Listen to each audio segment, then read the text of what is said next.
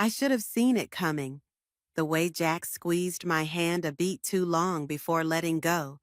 The slight tremor in his voice when he said he needed to share something with everyone. The way Amy wouldn't meet my eyes across the room. But I was too busy being happy, wasn't I? Too busy admiring how the fairy lights transformed my backyard into something magical. Too busy feeling grateful that after years of late nights and sacrificed weekends, my tech startup was finally gaining traction, and I had someone to celebrate with. Someone I thought loved me. Wren looks beautiful tonight, doesn't she? Jack's voice carried across our backyard, and 50 heads turned toward me. Friends, colleagues, family, all gathered to celebrate our engagement. My cheeks warmed under their gaze. I smoothed down the front of my navy dress, the one Jack said brought out the gold flecks in my brown eyes, and smiled back at him. 6 years together, and he still made my heart skip when he looked at me like that. But there's something you should all know, he continued, and something in his tone made my skin prickle. The champagne in my stomach curdled.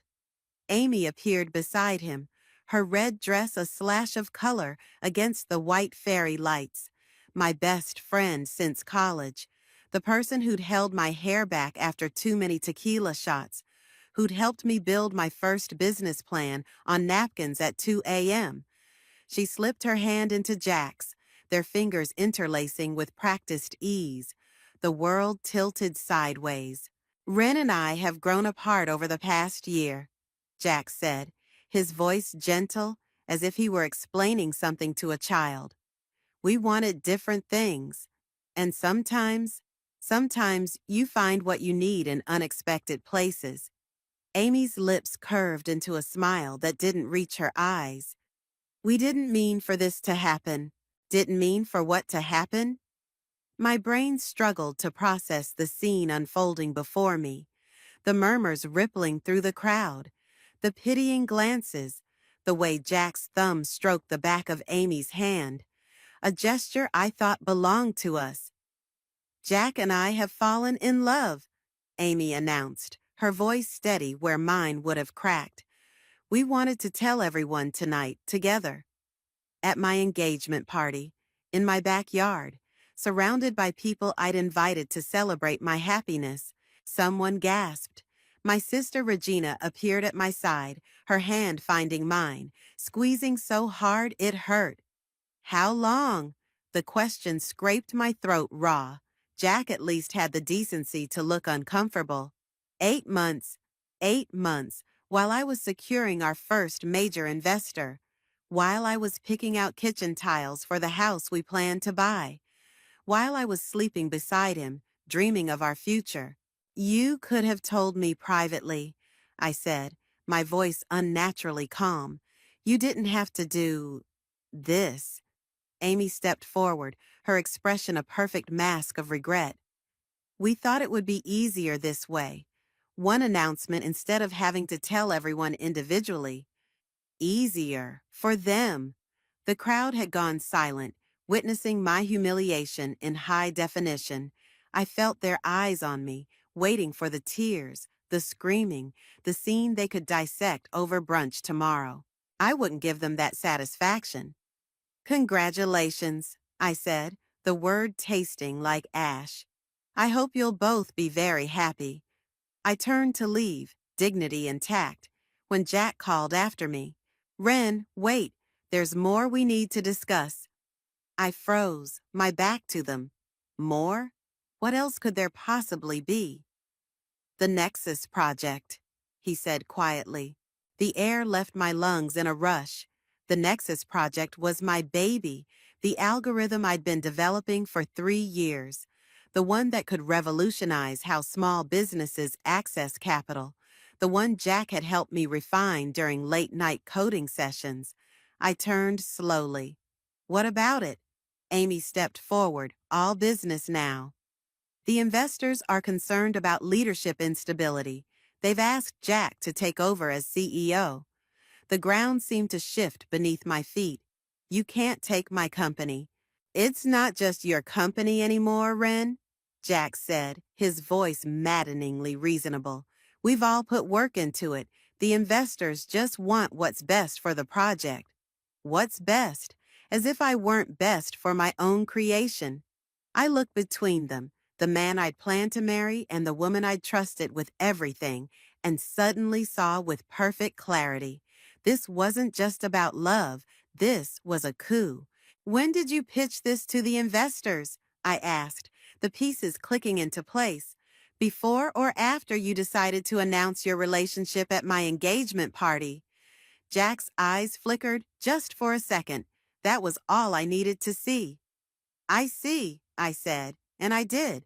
I saw everything now, the late-night meetings, the whispered phone calls, the convenient business trips, not just an affair, a calculated takeover. As I walked away, leaving my guests murmuring behind me, Jack caught my arm. His touch, once comforting, now made my skin crawl. "Don't make this difficult, Ren," he whispered, his breath warm against my ear. "You know how this industry works. It's not personal." I met his gaze and saw something I'd never noticed before, a cold calculation behind those blue eyes I'd once found so honest. "Not personal?" I pulled my arm free. "Then you don't know me at all." In his eyes, I saw the truth. He thought he'd already won, that I would crumble, disappear.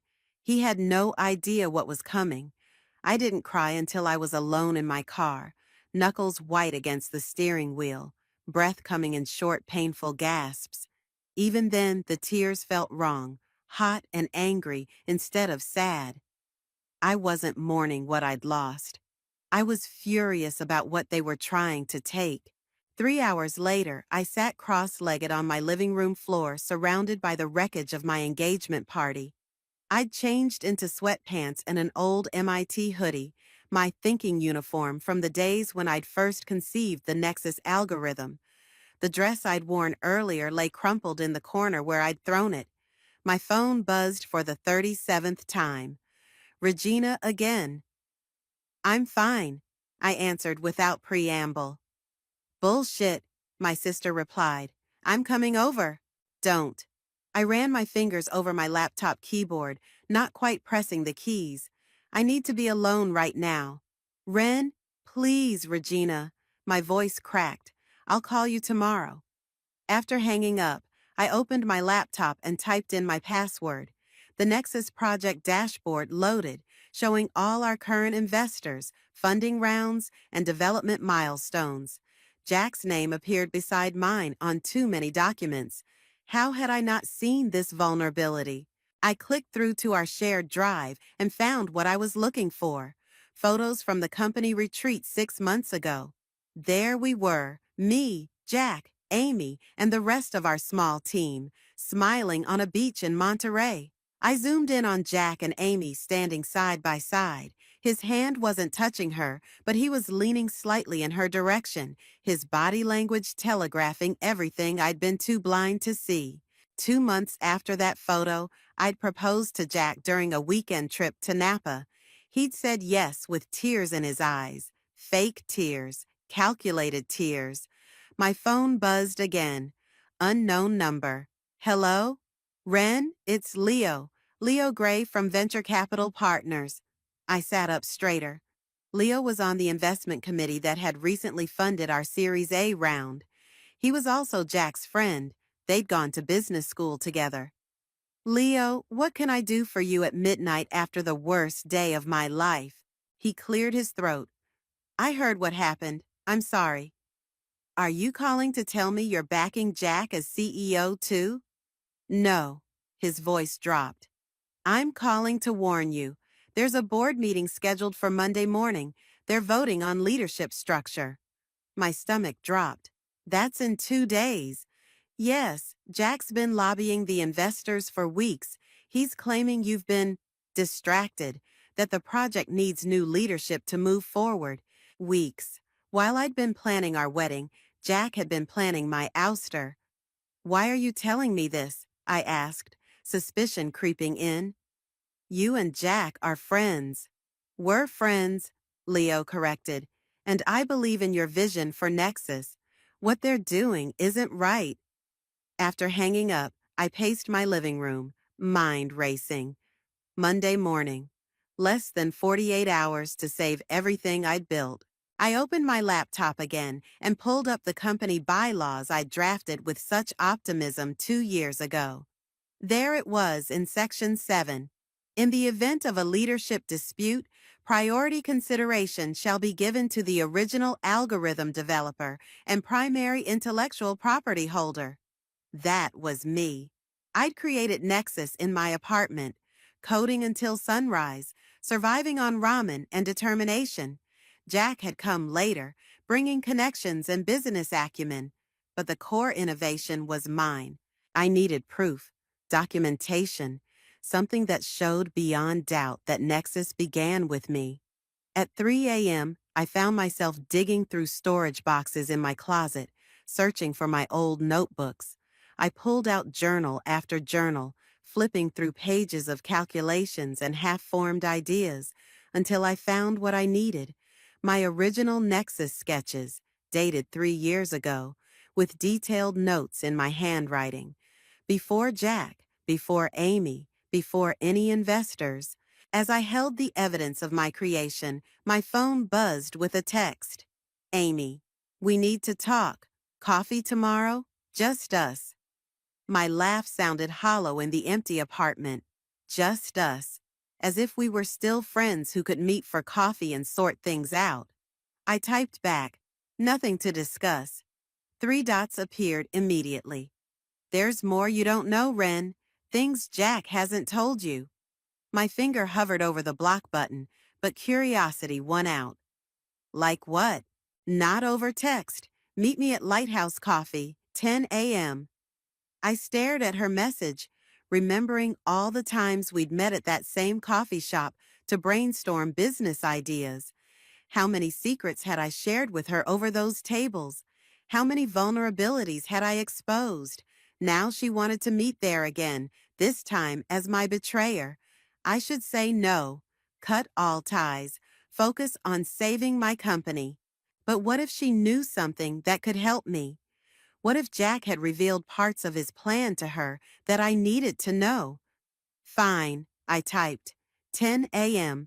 I set my phone down and looked at the scattered evidence of my life's work spread across the floor. In less than 48 hours, I could lose everything I'd built. But I still had one advantage Jack didn't know about. He thought he'd broken me, but he'd only shown me exactly who I needed to become to win. Lighthouse Coffee hadn't changed. Same chalkboard menu, same mismatched furniture, same barista with the septum piercing who remembered my order. What had changed was me, sitting at our usual corner table, watching the door like I was expecting an assassin instead of the woman who'd been my best friend for a decade.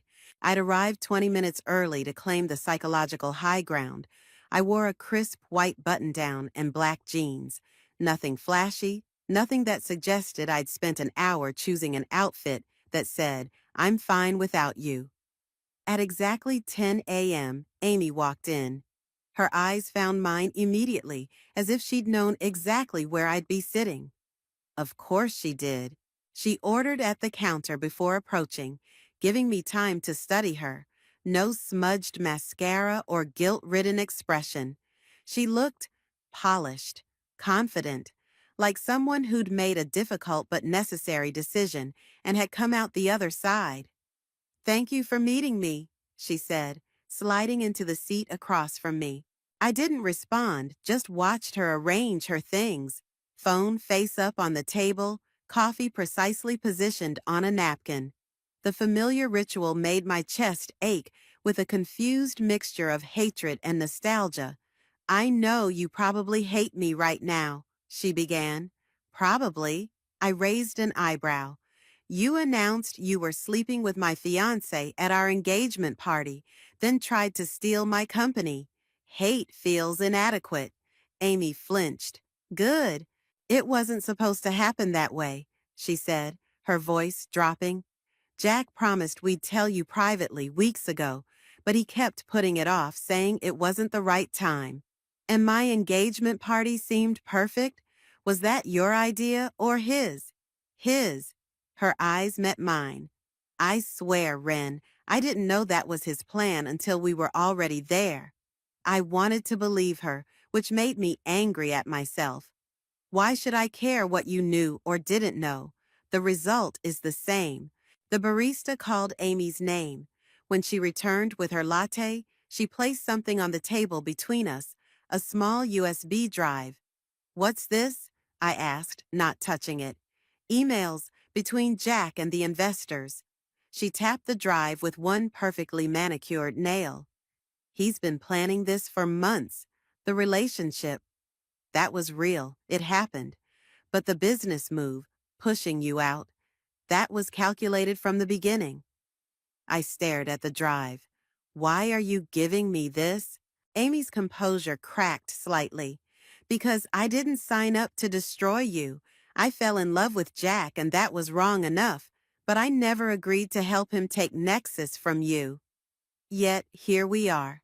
Here we are, she echoed. But you should know what you're up against. Jack told the investors you've been unstable, that you've been making erratic decisions. He's painted you as brilliant but unreliable. My coffee turned bitter in my mouth. And what role did you play in this narrative? Amy looked down. I didn't contradict him. The silence between us stretched, filled with the coffee shop's ambient noise, the hiss of the espresso machine, conversations at nearby tables, the bell above the door jingling as customers came and went. There's something else, Amy said finally. Something I don't think Jack knows I know. I waited, my hand now resting on the USB drive. He's been meeting with Gabriela Flores. I froze. Gabriela was a tech industry veteran who'd mentored me when I first started developing Nexus. She'd introduced me to potential investors, helped me refine my pitch. But she and Jack had never gotten along. He thought she had too much influence over me. Why would he meet with Gabriela? I don't know, but they've met 3 times in the past month. The last time was yesterday, right after everything. I slipped the USB drive into my pocket, mind racing. What game was Jack playing? Why should I believe anything you're telling me? I asked. Amy's eyes welled with tears for the first time. Because despite everything, I still care about you. What I did with Jack, I can't undo that, but I can try to stop him from taking everything else from you too. I stood up, unable to sit across from her any longer. If you cared about me, we wouldn't be having this conversation. As I turned to leave, Amy caught my wrist. Ren, wait. There's one more thing you should know. Jack's brother Henry is flying in for the board meeting. Henry? I hadn't seen him in over a year, not since he'd moved to London for work. Jack's younger brother had always been the family wild card, brilliant but unpredictable, and he owned a small but significant stake in Nexus from the friends and family funding round. Which way will Henry vote? I asked. I don't know, but Jack seems confident he has his support. I nodded once, then walked out of Lighthouse Coffee without looking back. Outside, I leaned against the building and took deep breaths of the cool morning air. The USB drive felt heavy in my pocket. Amy's information about Gabriela nagged at me. Why would Jack be meeting with my mentor? Was he trying to turn her against me too? I pulled out my phone and called the one person who might have answers. Gabriela, it's Ren. We need to talk. Her response was immediate and unexpected. I was hoping you'd call. Meet me at my office in an hour. Come through the back entrance. I don't want anyone to know you're here. As I hung up, a notification appeared on my screen. A calendar reminder for tomorrow's board meeting. The subject line Jack had entered read simply, Leadership Transition, not if I could help it. Gabriela's office occupied the top floor of a renovated warehouse in the industrial district. 5 years ago, she'd taken me here after I'd pitched her my half-formed algorithm idea at a tech conference. Ideas need space to breathe, she told me then, gesturing to the open floor plan with its exposed brick and floor-to-ceiling windows. That day had changed my life. Now I slipped in through the service entrance as instructed, taking the freight elevator to avoid being seen. When the doors opened, Gabriella was waiting for me, arms crossed, expression unreadable. "You look like hell," she said by way of greeting. "It's been a rough weekend." She nodded once, then turned and walked toward her private office, expecting me to follow. At 52, Gabriella moved with the confidence of someone who'd survived 3 decades in tech and had the battle scars to prove it. Her silver-streaked black hair was pulled back in its usual severe bun. Her outfit, charcoal slacks and a burgundy blouse, as impeccable as always.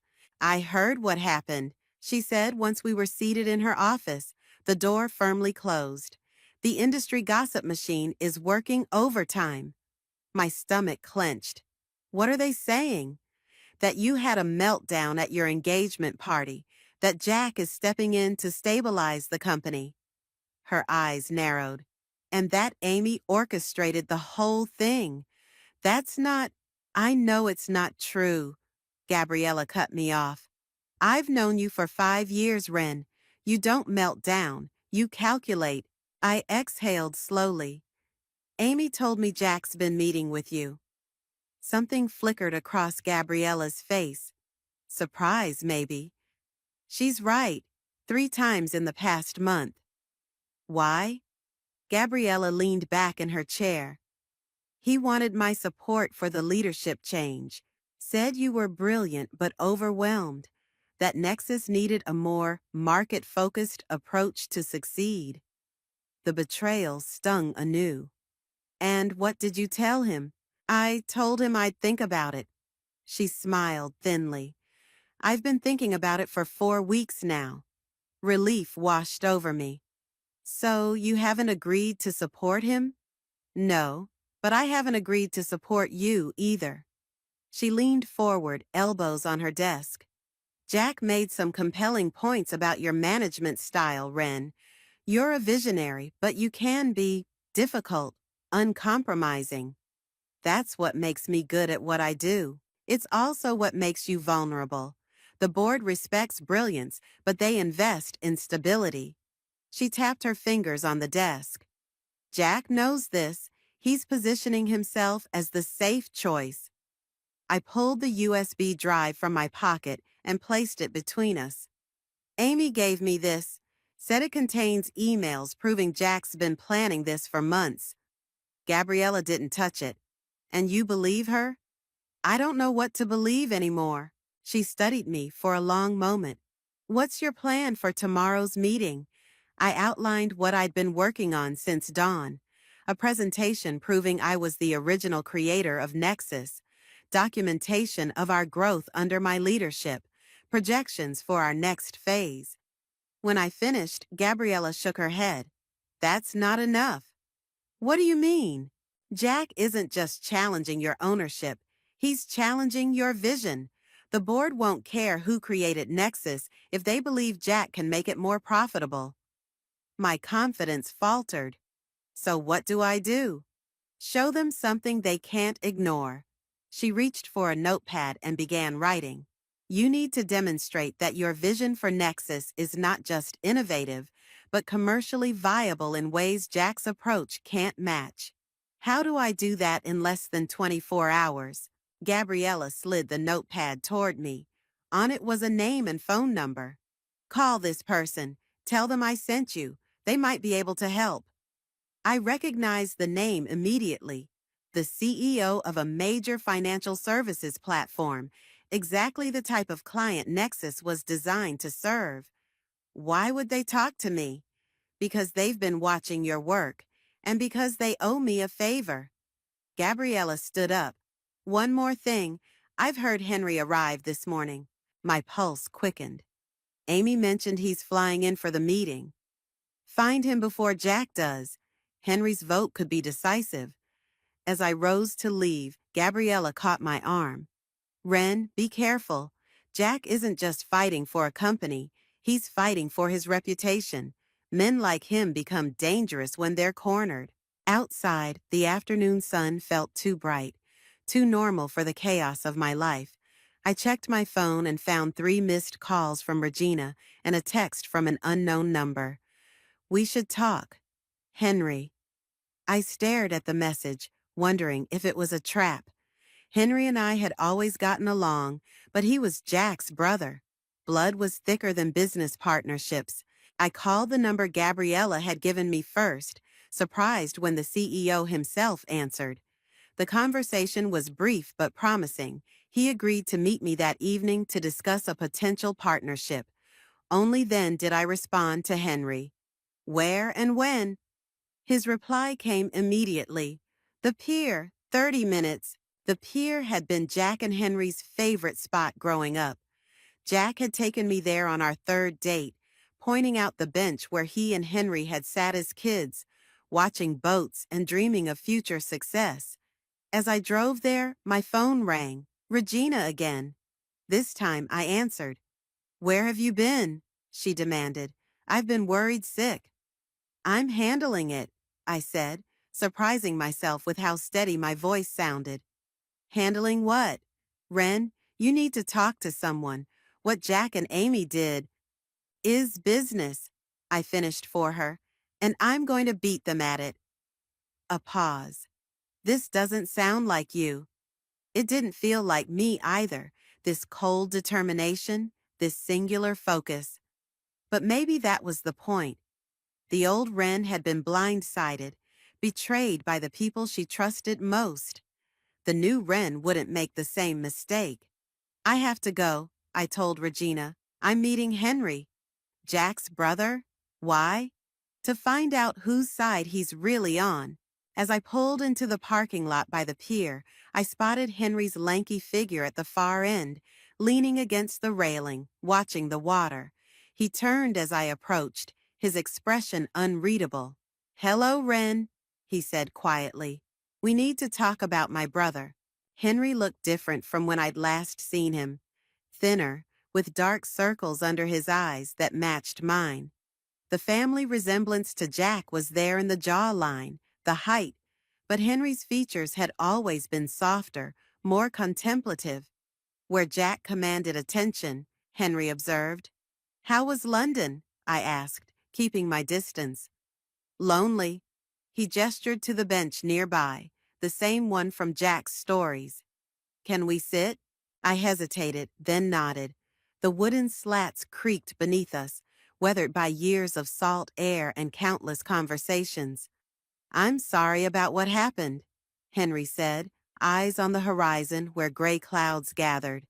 "I found out yesterday when Jack called to tell me about the board meeting.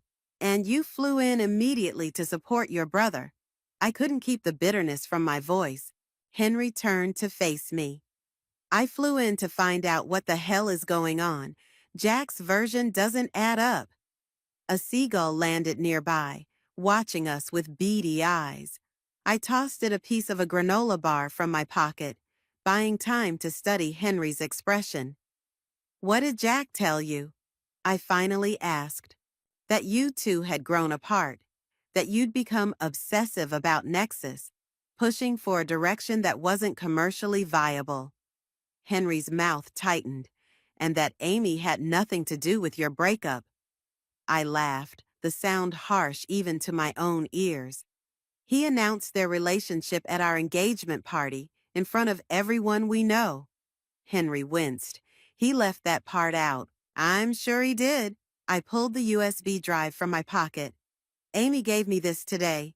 Emails showing Jack's been planning to push me out for months." Henry stared at the drive. "Have you looked at them?" "Not yet." "Why not?" I turned the small device over in my palm. "Because once I do, there's no going back. Right now, I can still tell myself maybe it wasn't as calculated as it seems. Maybe there's some explanation that doesn't mean the last 6 years of my life were a lie." Henry was quiet for a long moment. "Jack's always been good at making people see what he wants them to see. Even me." "What do you mean?" He sighed, running a hand through his hair, a gesture so like Jack's it made my chest ache. 2 years ago, I developed a trading algorithm for my firm in London. Jack helped me refine it.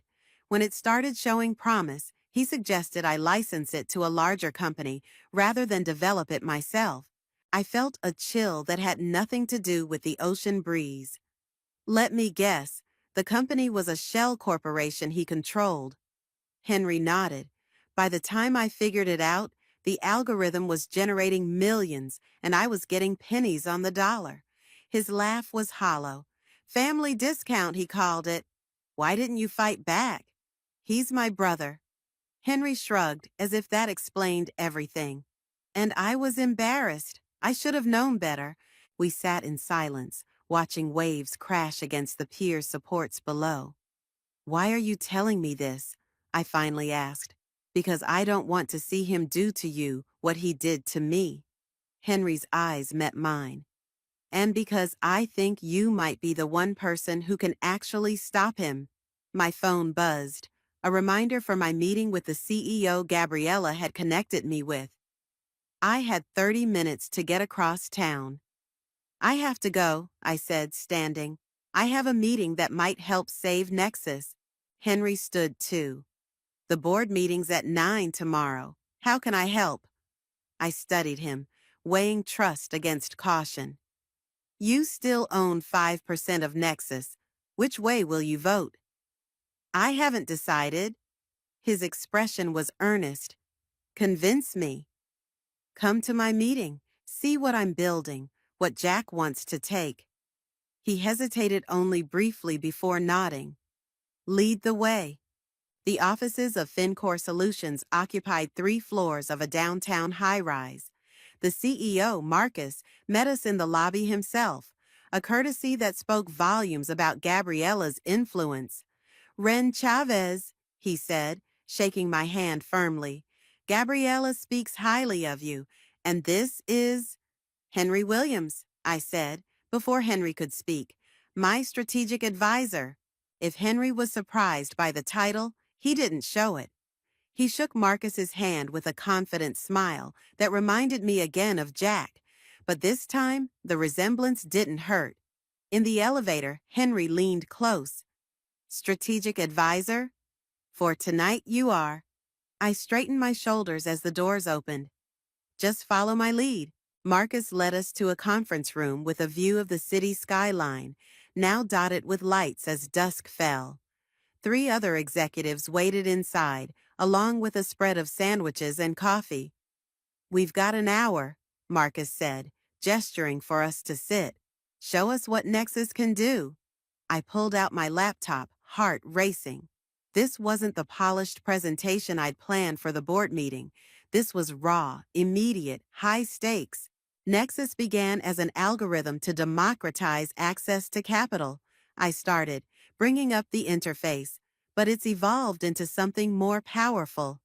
For the next 40 minutes, I demonstrated how Nexus could transform Fincor's lending practices, showing real-time simulations using their publicly available data. The executives leaned forward, interrupting with questions that grew increasingly specific and excited. Henry watched silently until Marcus asked about implementation timelines. The beauty of Wren's architecture, Henry said suddenly, is its adaptability. We could have a pilot running within 6 weeks. I glanced at him, surprised by his grasp of the technical details. He gave me a small nod. I've been paying attention. When we finished, Marcus walked us to the elevator. This is exactly what we've been looking for. Send over the partnership agreement tomorrow, and we'll fast-track it. There's a board meeting tomorrow that might affect our leadership structure, I said carefully. I'll send the agreement afterward. Marcus frowned. We're interested in working with you specifically, Ren. Your vision for Nexus aligns with our needs. In the lobby after Marcus had gone, Henry turned to me. That was incredible. Jack never mentioned this application of the algorithm. Because he doesn't understand it, I said, the realization crystallizing as I spoke. He sees Nexus as a product to sell. I see it as a platform that can transform how capital flows. Henry's phone buzzed. He checked it, his expression darkening. Jack wants to meet for dinner, says he needs to brief me before tomorrow. Our eyes met, and I saw the decision form in his. I know which way I'm voting tomorrow, he said quietly. But Jack doesn't need to know that yet. As we parted ways outside the building, Henry called after me. Ren, you should look at those emails tonight. I nodded, feeling the weight of the USB drive in my pocket. I know.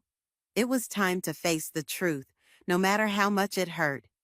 Back in my apartment, I stared at the USB drive on my coffee table. Outside, rain tapped against the windows, a steady, insistent rhythm matching my heartbeat. I'd been sitting here for 20 minutes, unable to take the final step. Just do it, I muttered, plugging the drive into my laptop. A folder appeared containing dozens of email files. I clicked on the oldest one, dated 8 months ago, around the time Jack and Amy's affair had begun, according to their confession. From Jack Williams to Amy Hoffman, subject next steps. Amy, great discussion yesterday. I agree that Ren's approach is too idealistic for market realities. The investors are getting nervous about timelines. Let's meet Thursday to discuss how to position a leadership transition. I've drafted talking points emphasizing your business development expertise and my technical oversight. Ren's brilliant, but she's too attached to the original vision. We need someone who can make the hard decisions. Jack. My hands shook as I opened the next email, then the next. The evidence was undeniable. Jack and Amy had been systematically undermining me for months, presenting themselves to investors as the adults in the room, while characterizing me as difficult and impractical. One email from 3 months ago hit particularly hard. From Jack Williams to Amy Hoffman. Subject, ring shopping. She said yes to dinner Friday. I'll do it then. The investors will love the stability narrative. Engaged founder settles down, company matures, etc. Perfect timing with the Series A closing. Keep the engagement party guest list focused on industry people. This is as much business as personal. I slammed my laptop shut, bile rising in my throat. Our engagement had been a business strategy. The party, a networking event. Every kiss, every promise, calculated moves in Jack's game. My phone rang. Regina again. This time I answered. I'm coming over, she said before I could speak. No arguments. 20 minutes later, she was at my door with a bottle of wine and a determined expression. I let her in, too exhausted to protest. You look terrible, she said, heading straight for my kitchen to find glasses. Thanks. She poured wine for both of us, then sat beside me on the couch. Have you slept at all? Not really. I gestured to my laptop. I've been reading emails proving Jack and Amy planned everything. The affair, the engagement, pushing me out, all of it. Regina's face hardened. That manipulative bastard. I was so stupid. The admission burned my throat worse than the wine. I trusted him completely. I thought he believed in Nexus, in me. You weren't stupid. You were in love. She squeezed my hand. There's a difference. I shook my head. In business, there shouldn't be. Regina studied me for a long moment. What are you going to do? Fight back. The board meeting's at 9 tomorrow. I have a presentation ready, and FinCorp is interested in a major partnership, but only if I'm leading Nexus. That's good, right? It's something. I took another sip of wine. But Jack's been working the investors for months. He's had time to poison the well. My phone buzzed with a text from Henry. Dinner with Jack done. He thinks I'm on his side. Call me. I stepped onto my balcony to make the call, leaving Regina in the living room. How was dinner? I asked when Henry answered. Enlightening. His voice was tight. Jack's confident he has the votes. He's planning to offer you a graceful exit, a consulting role with no real power. The rain had stopped, leaving the night air cool and damp. Did he mention the FinCore deal? No, and when I brought up expanding Nexus's applications, he changed the subject. Henry paused. Ren, there's something else. Amy was there. My grip tightened on the phone. At dinner? Yes, and she wasn't acting like someone who just betrayed Jack's plans. They were united. The implication hit me like a physical blow. She gave me the USB drive.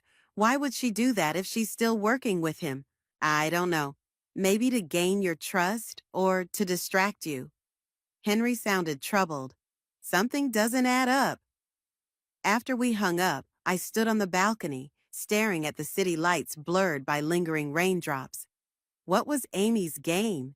Had the USB drive been a genuine attempt to help me or part of a more complex deception? When I returned inside, Regina had my laptop open.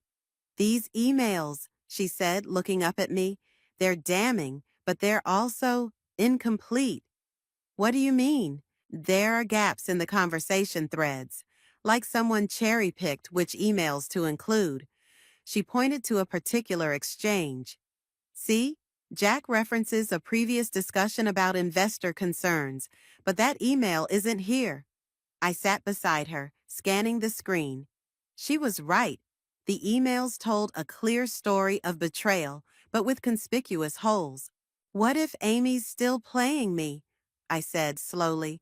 What if the USB drive is bait, getting me to focus on the personal betrayal instead of preparing for tomorrow?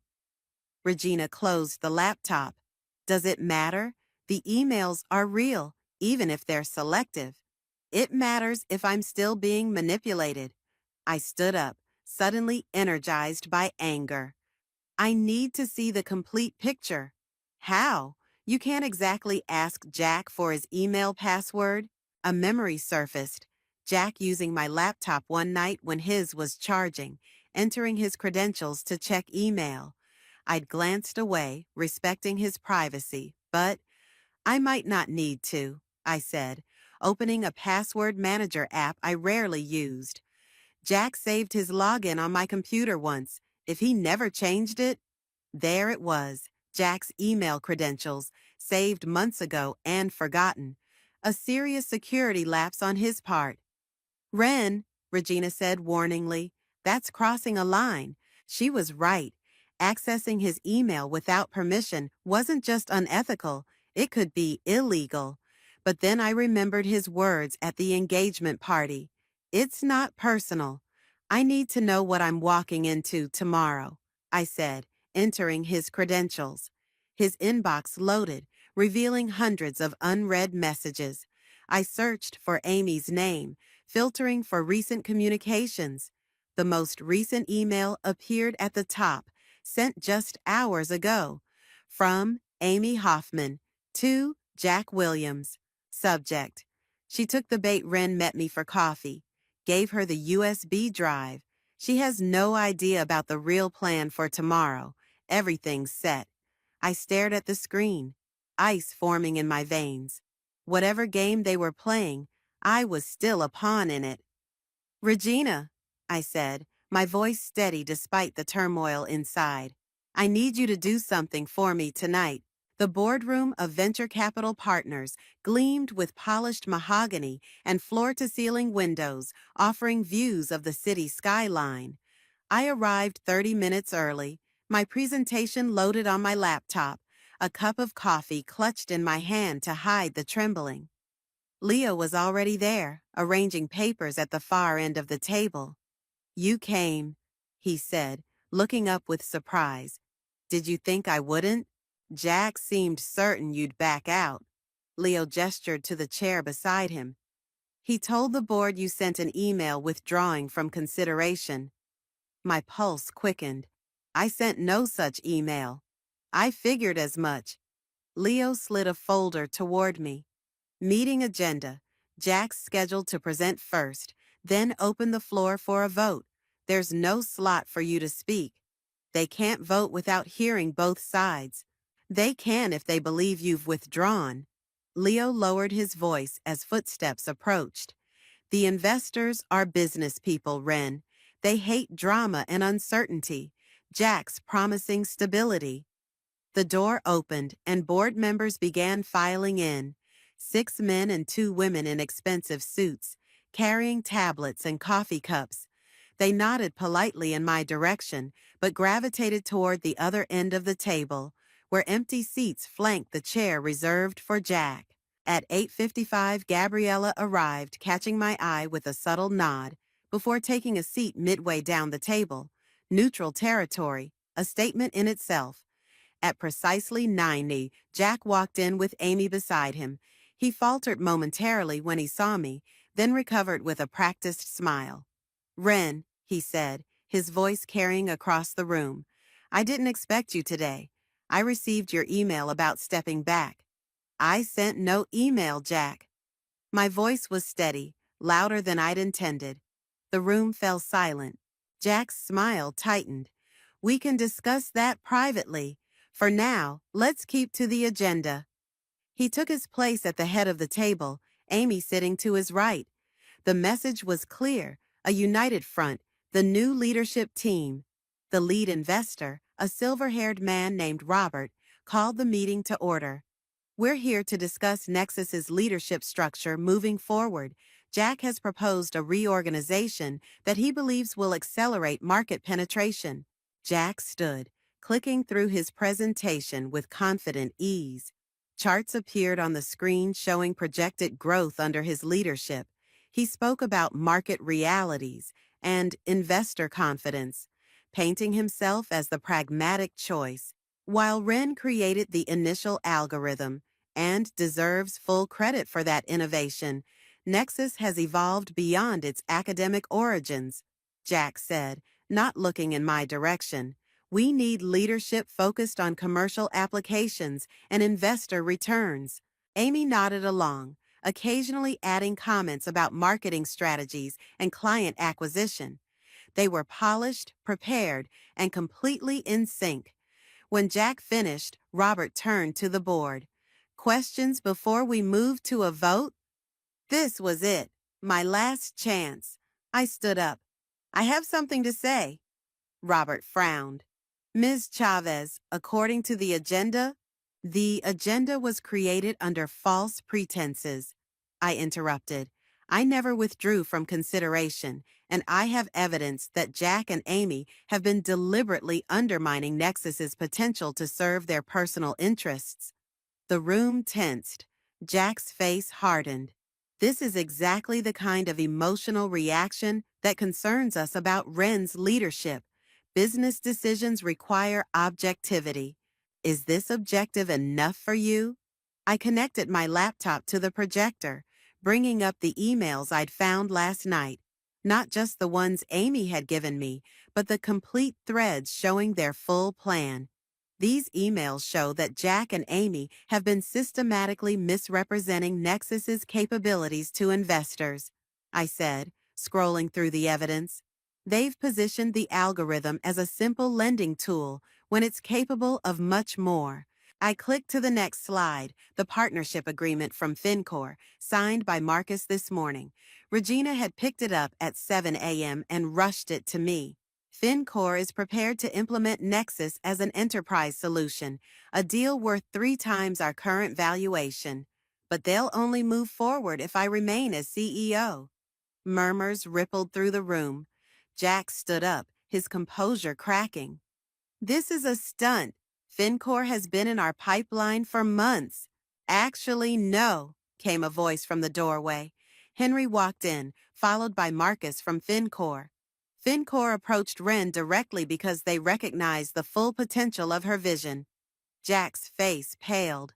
"Henry, what are you doing?" "The right thing, finally." Henry took a seat beside me. "I've seen what Nexus can really do, and I've seen what you're willing to do to control it." Marcus addressed the board directly. "We've evaluated multiple solutions for our capital access initiative. Nexus is the only platform that meets our requirements, specifically the version Wren demonstrated." Robert looked between Jack and me, clearly reassessing. This partnership would significantly impact our growth projections. There's more, I said, bringing up one final email, the one I'd found last night that had made everything clear. From Jack Williams to Amy Hoffman. Subject: Contingency Plan. If Ren doesn't take the consulting offer, we'll need to move to Plan B. I've already spoken with Meridian Tech about acquiring our IP. They're prepared to make an offer contingent on my leadership. We'd both receive executive positions in their fintech division. The algorithm would be repurposed for their consumer lending platform, more limited than Ren's vision, but immediately profitable. Make sure all communications about this remain off company servers. The boardroom erupted in concerned conversation. Selling to Meridian would mean substantial returns for early investors, but would effectively kill Nexus as an independent platform. Jack slammed his hand on the table. That email was private. She accessed my personal account illegally. Is it true? Robert demanded. Were you planning to sell to Meridian without board approval? Jack's silence was answer enough. I looked around the table, meeting each board member's eyes. I created Nexus to democratize access to capital, not just for consumers, but for businesses that have been systematically excluded from traditional financing. Jack sees it as a product to sell. I see it as a mission. My voice grew stronger with each word. You invested in that mission, and in me. I'm asking you to do that again today. The room fell silent.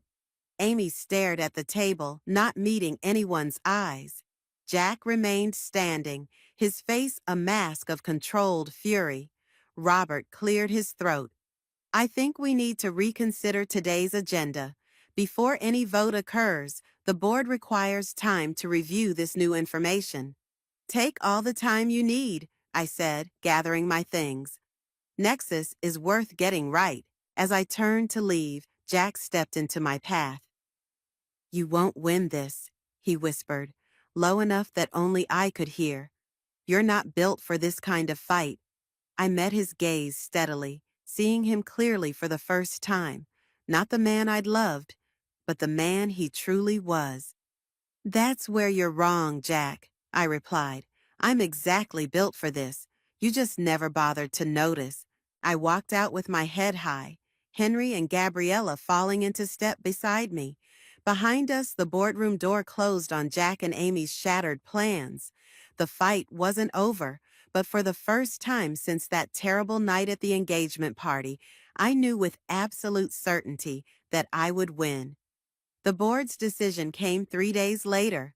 I was in my apartment, surrounded by sticky notes and flowcharts mapping out Nexus's future, when Gabriella called. It's unanimous, she said without preamble. You're staying as CEO. Jack and Amy are out. I sank onto my couch, legs suddenly weak. All of them voted for me? Even Robert in the end. The FinCorp deal was too good to pass up. She paused. Jack didn't take it well. I wouldn't expect him to. After hanging up, I stood at my window watching the city below, waiting for the triumph to wash over me. Instead, I felt hollow, vindicated but empty. I'd won, but at what cost? 6 years of my life, my faith in my own judgment, the future I'd planned. My phone buzzed with congratulatory messages from Regina, Henry, and others who'd stood by me. I responded mechanically, going through the motions of celebration while feeling strangely detached. A knock at my door pulled me from my thoughts. I opened it to find Leo standing there, a bottle of champagne in hand. I thought you might want to celebrate, he said, holding up the bottle. I stepped back to let him in. I'm not sure celebration is the right word. Leo set the champagne on my counter, unopened. I get it. Victory can feel complicated. Is that why you're here? To celebrate my complicated victory? He shook his head. I'm here to show you something. He pulled out his phone and brought up an email. This came to the investment committee an hour ago. I took the phone, scanning the message. It was from a major international finance consortium based in Singapore, expressing interest in implementing Nexus across their network of community banks in Southeast Asia. They reached out after hearing about the FinCorp partnership, Leo explained. This could be huge, Ren, exactly the kind of application you've always talked about, bringing capital to underserved markets. For the first time in days, I felt a spark of genuine excitement. How did they hear about us so quickly? Leo smiled. That's the other reason I'm here. I may have sent them our pitch deck last week. I raised an eyebrow. Before the board decision, I believed in your vision even when Jack was making his case. Leo shrugged. Some bets are worth taking. After Leo left, I returned to my flowcharts with renewed purpose, adding the Singapore possibility to my expansion plans. Around midnight, another knock interrupted my work. I opened the door to find Amy standing in the hallway, her usual polish replaced by obvious exhaustion. "Can I come in?" she asked, her voice small. Every instinct told me to slam the door in her face. Instead, I stepped aside. Amy walked to the center of my living room and turned to face me. "I've been trying to figure out what to say to you for days. Sorry would be a start. Would it matter?" She looked around at the sticky notes covering my walls. "You've already moved on? Is that what you came here to say? That I've moved on too quickly from your betrayal?" Amy flinched. "I came to tell you that Jack's leaving the country. He took a position with a firm in London." "Good for him. And I'm not going with him." She met my eyes directly. "I never was. That was another lie he told, that we had some grand future together." I crossed my arms. "Why are you telling me this?" "Because I need you to understand something." Amy's composure cracked. "What I did was unforgivable, but it wasn't all a lie. I did care about you. I still do. You have a strange way of showing it." "I know." She wiped at her eyes. "When Jack first approached me about Nexus, I was flattered.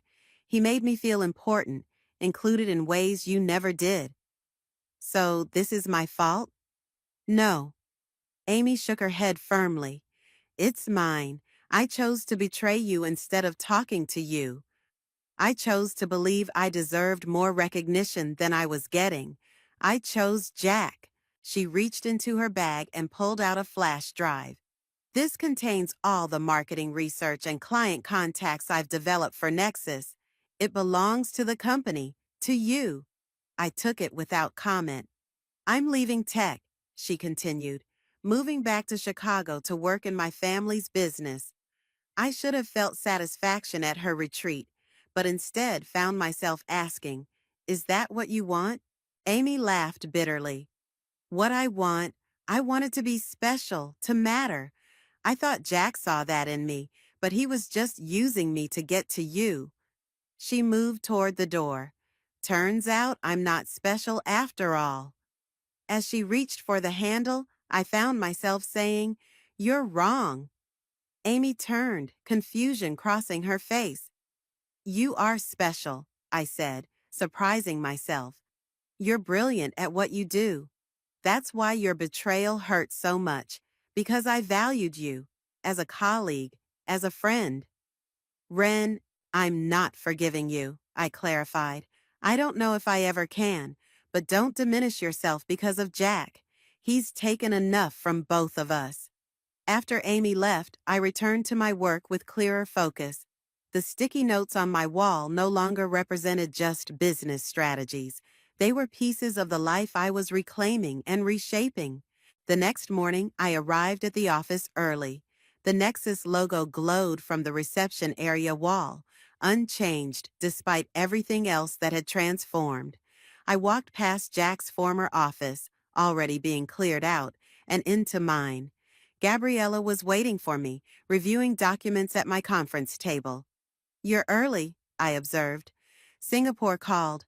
They want to move quickly." She handed me a folder. "I've drafted an implementation timeline." I flipped through the pages, impressed by the thoroughness. You've been busy. So have you. She nodded toward my computer. The team's waiting for your direction. What's our first move? I sat at my desk, feeling the weight of the decision. This was the moment Jack had tried to steal from me, the chance to lead Nexus into its next chapter. Schedule a full team meeting, I said. It's time everyone understood what we're really building here. As Gabriella left to make arrangements, I opened my laptop and found an email from Henry. Heading back to London today, not to work with Jack. He can find his own algorithm to steal. Call if you need anything. Proud of you. I smiled, typing a quick reply, thanking him for his support, then turned to the task ahead. The Singapore proposal needed refinement. FinCorp was waiting for implementation details. The team needed reassurance after the leadership turmoil. My phone buzzed with a text from Regina. Dinner tonight to celebrate? I hesitated, then replied, Rain check, working late. Her response came immediately. Work will still be there tomorrow. Don't forget to live your life too. The words struck me with unexpected force. For weeks I'd been consumed by survival and vindication. Now that I'd achieved both, what did I want beyond Nexus? I didn't have an answer yet, but for the first time since that terrible night, I felt the freedom to ask the question. When the team gathered in the conference room an hour later, I stood before them, not as the woman who'd been betrayed, not as the founder fighting for control, but simply as myself, Ren Chavez, scarred but stronger, with a vision worth fighting for and the courage to see it through. Let's begin, I said, and opened the door to whatever came next.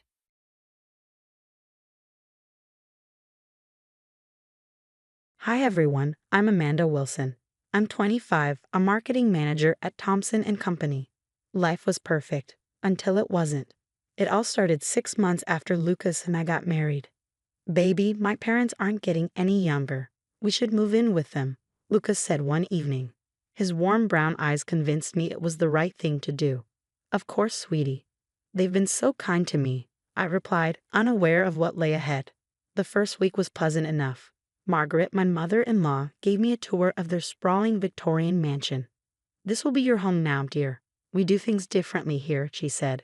That should have been my first red flag. At dinner, Margaret would glare at my phone. Amanda, why is your phone always in your hand? It's rude during family time. I tried to explain. I was just checking work emails. But she'd snatch it from me. I'll return it when you need it for work. Lucas sat there, silent, just stirring his soup. Mom's right, honorable, let's focus on family. Next came the financial control. Your paycheck should go into our family account, Robert, my father-in-law, announced one morning. We pool resources here. When I protested, Margaret interjected, we provide everything you need. Lucas nodded in agreement, leaving me feeling trapped. Linda, Lucas's sister, observed my every move from her room across the hall. Mom, Amanda was on the phone in the backyard for 30 minutes today, she'd report. I felt under surveillance 24/7. My only solace was Rachel, a friend from work. This isn't normal, she whispered over lunch one day. I tried to brush it off. They mean well. But deep down, I knew she was right. My brother Mark noticed the change in me too. Sis, you look different. Everything okay? He asked during a rare visit, but I'd lie. I'm fine.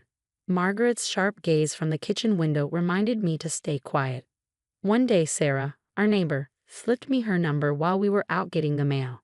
If you ever need to talk, I hid that number in my work badge, knowing it might be my only lifeline. The final straw was when they installed cameras throughout the house. It's for security, Lucas explained. But each night, I saw Margaret studying the footage, taking notes. I felt like a prisoner under constant surveillance. One evening, I answered the house phone to hear from my cousin Janet. The second I hung up, Margaret stormed in. You answered our phone without permission? There are rules in this house. Sarah heard the shouting from across the fence. Everything okay? She called. Margaret scowled, mind your business, as she yanked me back inside. That night, lying in bed, I realized my perfect marriage had turned into a nightmare. But they didn't know one thing. I was already planning my escape. They thought they had me trapped, but Amanda Wilson doesn't break that easily. Not anymore. Then, one evening, Lucas came into our room. "Your mother's in the hospital," he said coldly. "Who told you?" I asked, heart racing. "I called home. She had a heart attack."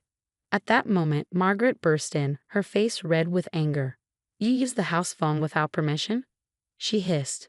"My mother is sick. I had to. Living under our roof means following our rules." Margaret spat. She marched me down to the dining room, where everyone was seated. Robert smirked. Linda had her phone out, and Lucas wouldn't even look at me. "If you can't follow simple rules, you don't deserve a place at this table." Margaret sneered. She grabbed my plate, threw it to the floor, and commanded, "Eat from the floor like the disobedient dog you are." Tears filled my eyes as I knelt down, humiliated, forcing myself to swallow the cold spaghetti as shame burned in my throat. The next day, Linda announced gleefully, "Look what I found." She held up my grandmother's sapphire necklace.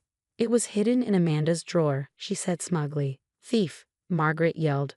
"First disobedience, now stealing. Check the security cameras." I begged them to check the security footage, insisting it would show Linda sneaking into my room. But Robert just smirked. "Unfortunately, the cameras were down yesterday. Then they locked me in my room for 2 days. Until you learn respect," Margaret sneered as she shut the door. But I used that time well. I hid in a small camera, recording their voices through the walls. One evening, I caught Lucas murmuring to Linda outside my door. "Should have married her for her money like we planned, but her family's broke. Total waste. At least we're getting her salary." Linda laughed, "And those fake investment documents you made looked pretty convincing." I recorded everything. The abuse escalated. They controlled my bathroom breaks, forbade me from work calls, drained my bank accounts.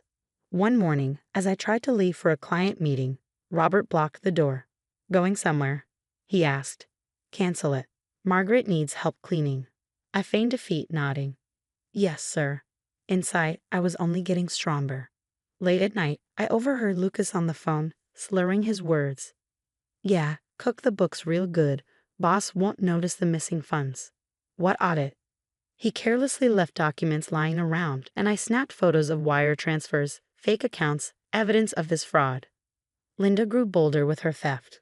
My wedding ring vanished, then my watch. Each time they blamed me. "Such a disappointment," Margaret sneered at dinner. "No wonder your own mother had a heart attack." I ate silently, documenting every insult, every humiliation. They thought they were breaking me, but each word was another piece of my case. One night, Lucas grabbed my arm hard enough to leave a bruise. "Mom says you've been acting suspicious," he hissed. I played along, acting frightened. "I'm just trying to do better, I promise." He bought it, just as they all did, never realizing every bruise was photographed, every threat recorded, every document copied. My friend Rachel was my lifeline. "Please tell me you got my message," I whispered into my hidden phone one day in the office bathroom. "Girl, I've been worried sick." "That bruise on your face." She began, but I cut her off. "I can't talk long. I need your help." We planned quick, secret meetings when I had client calls. Rachel's car would wait 3 blocks away, hidden. She assured me, "Everything's backed up, safe in the cloud." Then, during one of our meetings, I whispered, "I found something in Lucas's briefcase. They're running insurance scams through the family business, claiming fake damages. That's how they're funding their new beach house." The tax forms I copied showed they hadn't paid taxes in years. Robert was funneling money through offshore accounts hidden under layers of fraud. One night, as I cleaned in Margaret's office, a stack of real estate papers slipped out of Lucas's drawer. Properties flipped multiple times in a single day, values inflated with each sale. I quickly photographed everything. "Just tidying up, Margaret." I called upstairs, my heart racing. During a supervised visit, my brother Mark slipped me a card from a domestic violence advocate. "Dropped my keys," he whispered, bending down. "Jennifer's expecting your call." I kept that card hidden, knowing it might be my way out. Jennifer, my advocate, became my silent ally. "Keep gathering evidence," she advised. Meanwhile, Sarah, my watchful neighbor, captured everything she saw and heard. "Heard the screaming again last night," she told me over the fence while I pretended to garden under Margaret's watchful eye. "Got it all on video, even that thing with the garden hose." Linda's obsession with surveillance backfired. She'd recorded her own threats, thinking she was catching me in the wrong. One night, when Margaret saw her footage, she shouted, "Delete that now." But it was too late. I'd already uploaded it to my evidence folder. Lucas was getting sloppy. One evening, after a few too many drinks, he left his laptop open. "Come to bed, baby," he called. But I was busy snapping photos of emails about fake insurance claims. "Just finishing up some business," he slurred. "Of course, honey," I replied, click, click, click. The next morning, as I made breakfast, Margaret watched me with satisfaction. "You're finally learning your place." "Yes, Mother Margaret," I replied, every word recorded by the hidden camera in my necklace.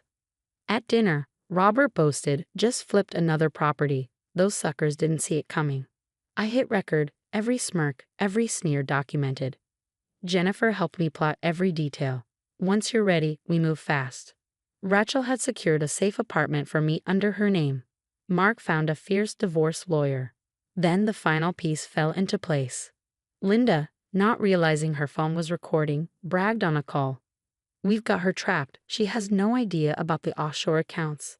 I saved that audio directly to my folder. Sarah, ever vigilant, recorded Robert threatening me in the driveway, Margaret tossing my clothes onto the lawn, Lucas shoving me against the car. "Look at this sad little bird trying to fly away." Margaret mocked me when she caught me looking out the window one night. I lowered my eyes, pretending to cower under her gaze. She thought she'd broken me. What she didn't know was that every cruel move they made only equipped me with the tools to bring them down. The game was almost over, and they had no idea. They were already defeated. It all came to a head when my boss insisted I attend a mandatory week-long business conference. Margaret's face turned purple with fury when I mentioned it. "Absolutely not," she shouted, but I wasn't backing down. "It's mandatory, Mother Margaret," I calmly replied. Lucas, sensing an opportunity to keep me in line, stepped in. "Let her go. We don't want her losing that paycheck." It was the perfect excuse. Rachel picked me up for the airport, and my packed suitcase was light, containing only essentials, and the carefully hidden evidence I'd been gathering. As we drove away, I whispered, "Goodbye, House of Horrors." 3 days later, everything fell apart. I saw a flood of desperate voicemails from Lucas. "Amanda, answer your phone now," he pleaded. The universe was playing its hand. While I was away, Lucas's fraud had been exposed. A colleague had reported him, and soon the headlines read, "Wilson Enterprises CEO and CFO arrested for massive corporate fraud." The best part? Linda called me, begging, "You have to come back. They're investigating everything." I coldly responded, "Sorry, wrong number," before hanging up from my new apartment. The dominoes fell beautifully. IRS agents swarmed their home after someone, definitely not me, tipped them off about Robert's tax evasion. Margaret's screams were broadcast on the news when she was arrested. "This is all Amanda's fault," she shrieked, but in reality, it was their own greed that had done them in. The icing on the cake came when Linda's own theft ring was exposed. Security footage from various stores revealed her stealing the same items she had accused me of taking. It was all over the internet. "Your family's going viral," Rachel said, showing me her phone. The now infamous floor-eating video leaking during court proceedings. And then my new life began. Thompson & Co. promoted me to Director of Marketing. My brother Mark helped me move into my own place, my own space, my own rules. I started speaking at domestic violence support groups, sharing my story and helping others find their escape. 6 months later, Lucas tried to reach out through my lawyer, begging, "Baby, I've changed. I'm getting help." I didn't hesitate. "Save it for your cellmate," I replied. Margaret sent letters from prison. "We're still family," she wrote. I used those letters as kindling in my fireplace. As for the rest of them, they lost everything. Robert and Margaret received decade-long sentences for tax evasion. Linda got 5 years for organized retail theft. The Wilson family business was liquidated to pay victims, and their beloved Victorian house was seized by the government. Their social standing was obliterated by their own recorded abuse. One night, over wine in my new backyard, Rachel asked, "Did you plan all this?" I smiled. "Nope, I just planned my escape." They destroyed themselves. My story went national. The floor-eating video sparked outrage and eventually led to stronger domestic violence laws. A support group member told me, "You're an inspiration." But I shook my head. I'm not an inspiration. I'm just a woman who refused to stay broken. Last I heard, Lucas was serving 15 years. He still sends birthday cards I never open. Margaret and Robert lost everything, both their beach house and their offshore accounts. Linda now writes true crime stories from prison, which is so ironic. As for me, I'm thriving. My marketing firm is successful, my home is peaceful, and my life is mine again. Sometimes I drive past their old house. A new family lives there now, and I can hear the sound of laughter coming from the open windows. The golden cage that once trapped me is now empty, and this bird, she's soaring free. Remember my story, not for revenge, it was just karma doing its job. Remember it because you're stronger than you think. No cage, no matter how gilded, is worth your freedom. What would you have done if you were in my shoes? When Margaret forced me to eat from the floor, would you have quietly gathered evidence, like I did, or would you have confronted her right then and there? Some people say I should have fought back immediately, but I chose the long game. What do you think? Share your thoughts in the comments below. If you want to hear more stories of triumph over toxic people, don't forget to hit that like button and subscribe. Your support helps me continue sharing real-life experiences that can help others recognize and escape abusive situations. Stay strong, and remember, sometimes the quietest revenge is the most powerful.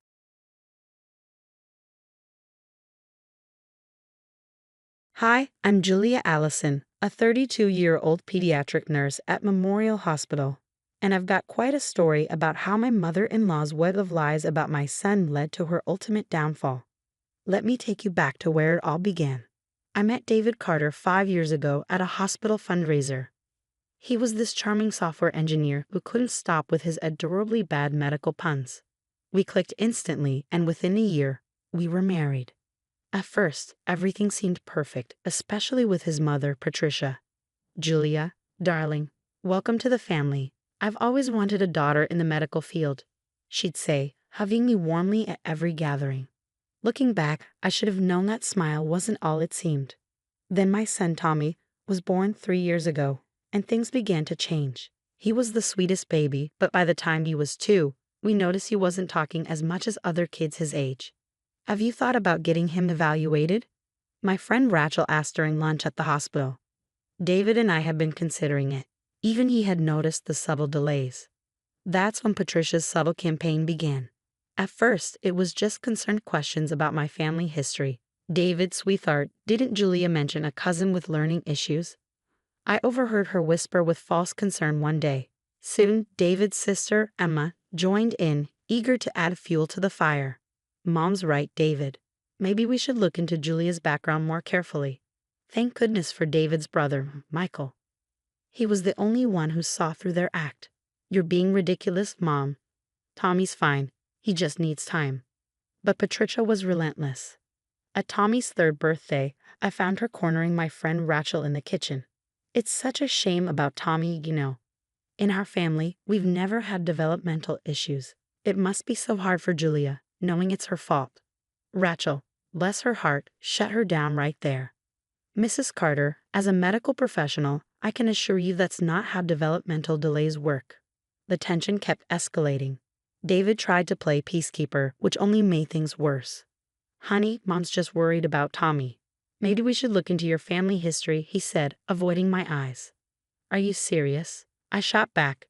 "Your mother's spreading rumors about our son, and you're defending her." But the whispers continued. Every family dinner, Emma would arrive with a fresh study she found online. "Did you know developmental delays can be genetic?" "Julia, didn't you say your aunt had a late talker?" I started documenting everything. Every comment, every whispered conversation, every time Patricia undermined me at Tommy's preschool. Little did they know their perfect plan to pin everything on my defective genes was about to crumble. "Just wait," I told myself each night, watching Tommy sleep. "The truth always comes out." What I didn't realize was just how spectacularly their house of cards would collapse. Things hit a breaking point when Tommy started preschool. I'd noticed other parents whispering, some even glancing my way with pity. "Did you hear? Patricia Carter's daughter-in-law apparently passed on a genetic issue to her son." Poor David, he had such a promising future. Before I married into that family, everything seemed perfect. But one day, things took a dark turn. It was pickup time at Tommy's preschool when his teacher, Miss Johnson, pulled me aside. "Mrs. Allison, some parents have expressed concerns about Tommy being in class with their children." Mrs. Carter mentioned something about a family history of issues. I felt my blood boiling. "What exactly did Mrs. Carter tell you?" "She mentioned developmental disabilities running in your family and suggested it might be contagious." I was livid, but I kept my cool. I started documenting everything. Every backhanded comment, every whispered conversation. With Rachel's help, we kept meticulous records. "This is getting out of hand," Rachel said one afternoon, helping me jot down another incident. "She's literally turning the whole town against you." Things at home weren't much better. David kept making excuses for his mother. "Mom's just old-fashioned Julia. She doesn't understand these things." "David, she's telling people our son is contagious. How are you not furious about this?" But the lies kept spreading. Then came the day I overheard Patricia talking to David when she thought I was at work. "Darling, you need to think about your future. Julia's genetics are clearly compromised. What kind of grandmother would I be if I didn't protect my grandchild? Maybe it's time to consider other options." "Mom, are you suggesting divorce?" David asked, his voice incredulous. "I'm just saying there are plenty of nice girls from good families. Emma knows several who'd be perfect for you." I shook with rage but kept quiet. That same week at a family barbecue, Emma worked the crowd. "It's just tragic. Tommy might never be normal. And it's all because of Julia's DNA." Patricia even showed me some articles about genetic testing before marriage. Michael, David's brother, tried defending me. "Emma, stop spreading lies about Julia." "This is getting ridiculous," Emma snapped. "We're just concerned about the family's reputation." The final straw came when Patricia announced she was organizing a family intervention. "We need to discuss Julia's genetic problems as a family," she declared at Sunday dinner. "I've invited the whole family, even Aunt Martha from Ohio." I stood up, my voice shaking with fury. "This is insane. You've gone too far." "Sit down, Julia," Patricia commanded. "This is for your own good. We need to address the damage you've brought to this family." David sat there, looking uncomfortable. "Maybe we should hear Mom out." That's when I realized this wasn't just about Tommy anymore. This was about destroying me. Completely. But Patricia had no idea what was coming. For weeks, I'd been quietly making appointments with specialists, and the results were about to change everything. "The intervention is next Saturday," Patricia said smugly. "I expect everyone to attend." Little did she know, I had my own plans for that day. The day of the intervention turned into Patricia's worst nightmare.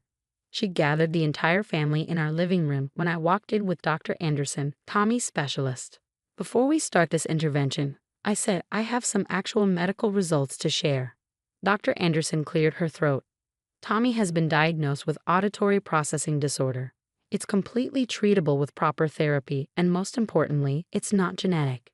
Patricia's face drained of color. "Well, that's just one opinion." "Actually," I interrupted, "I have something interesting to show everyone." I pulled out my phone and started scrolling. These are emails between Patricia and Tommy's speech therapy center. She's been canceling his appointments for months, claiming I was the one calling. The room went silent. David finally spoke, his voice cold and shaking. "Mom, you did what?" "I was protecting our family," Patricia snapped. "Julia's clearly unstable." Michael stood up, his voice booming. "You mean the grief counselor Julia saw after her father died last year? The same grief counselor you told everyone was a psychiatrist treating her for mental illness." Emma tried to interject, but Michael shot her down. "Shut up, Emma." David was scrolling through the emails on my phone, his hands trembling. "You deliberately prevented my son from getting help. Your own grandson." "David, honey, you don't understand," Patricia started. "No, Mom, I understand perfectly now." David turned to me, his eyes filled with regret. "Julia, I'm so sorry. I should have believed you then." Michael dropped another bombshell. "This isn't the first time, is it, Mom? Should we tell everyone about Karen?" Patricia went pale. "Michael, don't you dare." Karen was Michael's wife, who had mysteriously left town after Patricia spread rumors about her having a secret drug problem. Which was, of course, a lie. "And Jessica, before that," Michael added. "Dad's first wife, the one who supposedly had a gambling addiction." The room went silent as decades of Patricia's manipulation came crashing down. I didn't just sit there, I kept going. I have statements from Tommy's doctors, I said, handing out papers. These confirm his condition is developmental, not genetic. And I also have evidence of every lie Patricia has spread, every appointment she's canceled, and every rumor she's started. Patricia tried one last desperate defense. Everything I did was for this family. David's voice rang out, firm and final. No, Mom. Everything you did was to control this family, and it stops now. I watched as Patricia's carefully constructed web of lies unraveled. Family members began checking their phones, finding evidence of Patricia's manipulation in old texts and emails. It was all coming out. I've already enrolled Tommy in a specialized program, I announced, my voice steady. Without telling Patricia, of course, so she couldn't interfere. His teachers say he's making amazing progress. As the family meeting dissolved into chaos, with everyone comparing notes about the decades of lies, I quietly packed a bag. David followed me upstairs. Where are you going? He asked. I got my own place last week. Tommy and I need time away from all of this. You're welcome to visit him, but first you need to decide your mother's lies or your son's well-being. I walked out, leaving Patricia to face the consequences of her actions. But that wasn't the end of her downfall, not by a long shot. 3 months after moving out, Tommy was thriving in his new school. His auditory processing therapy was working wonders, and he was finally catching up with his peers. Mommy, I got a gold star today. Tommy beamed, showing me his worksheet. That's when my phone buzzed. Another desperate voicemail from Patricia. I deleted it without listening. She'd been trying to reach me ever since her social circle started crumbling. Did you hear? Rachel texted me. Emma just got fired from her firm. The charity scandal hit the morning news. Michael called next. Julia, you won't believe this. While they were investigating Emma, they found evidence that Mom's been manipulating Dad's trust fund for years. She's been stealing from her own children. I was too busy with my own success to care. The hospital had just promoted me to head nurse of the pediatric unit. You deserve it, David said when he came to pick up Tommy for his weekend visit. By the way, I filed for divorce. Mom's finally showing her true colors to everyone. Patricia's desperation reached new levels when she lost her position as head of the garden club. Apparently, her friends didn't appreciate finding out their confidential conversations had been twisted and spread around town for years. Please, Julia, Patricia cornered me outside Tommy's school one day, her voice dripping with desperation. I'm your family. You have to forgive me. No, Patricia. I don't have to do anything. I took Tommy's hand. Let's go. We have your school performance to prepare for. I hugged my son tight as we walked away. Watching Patricia retreat, I realized she had lost everything, her social status, her control over her family, even her country club membership. Emma was facing fraud charges, and Michael had made sure everyone knew about the trust fund manipulation. Ready to go home, buddy? I asked Tommy. Yes. Can we get ice cream? As we walked to the car, I saw Patricia sitting alone in her luxury car, watching us. I didn't feel anger anymore. Just pity. She had built her life on destroying others, and now she had nothing. We drove away, leaving Patricia in our rearview mirror, exactly where toxic people belong.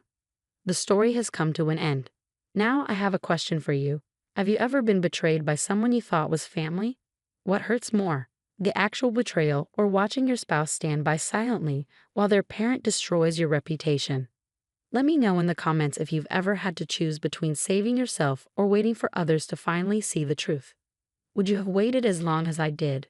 Drop your story below, and if you want more real stories about surviving toxic family members and coming out stronger, hit that subscribe button and turn on notifications. Sometimes the best revenge is thriving without them.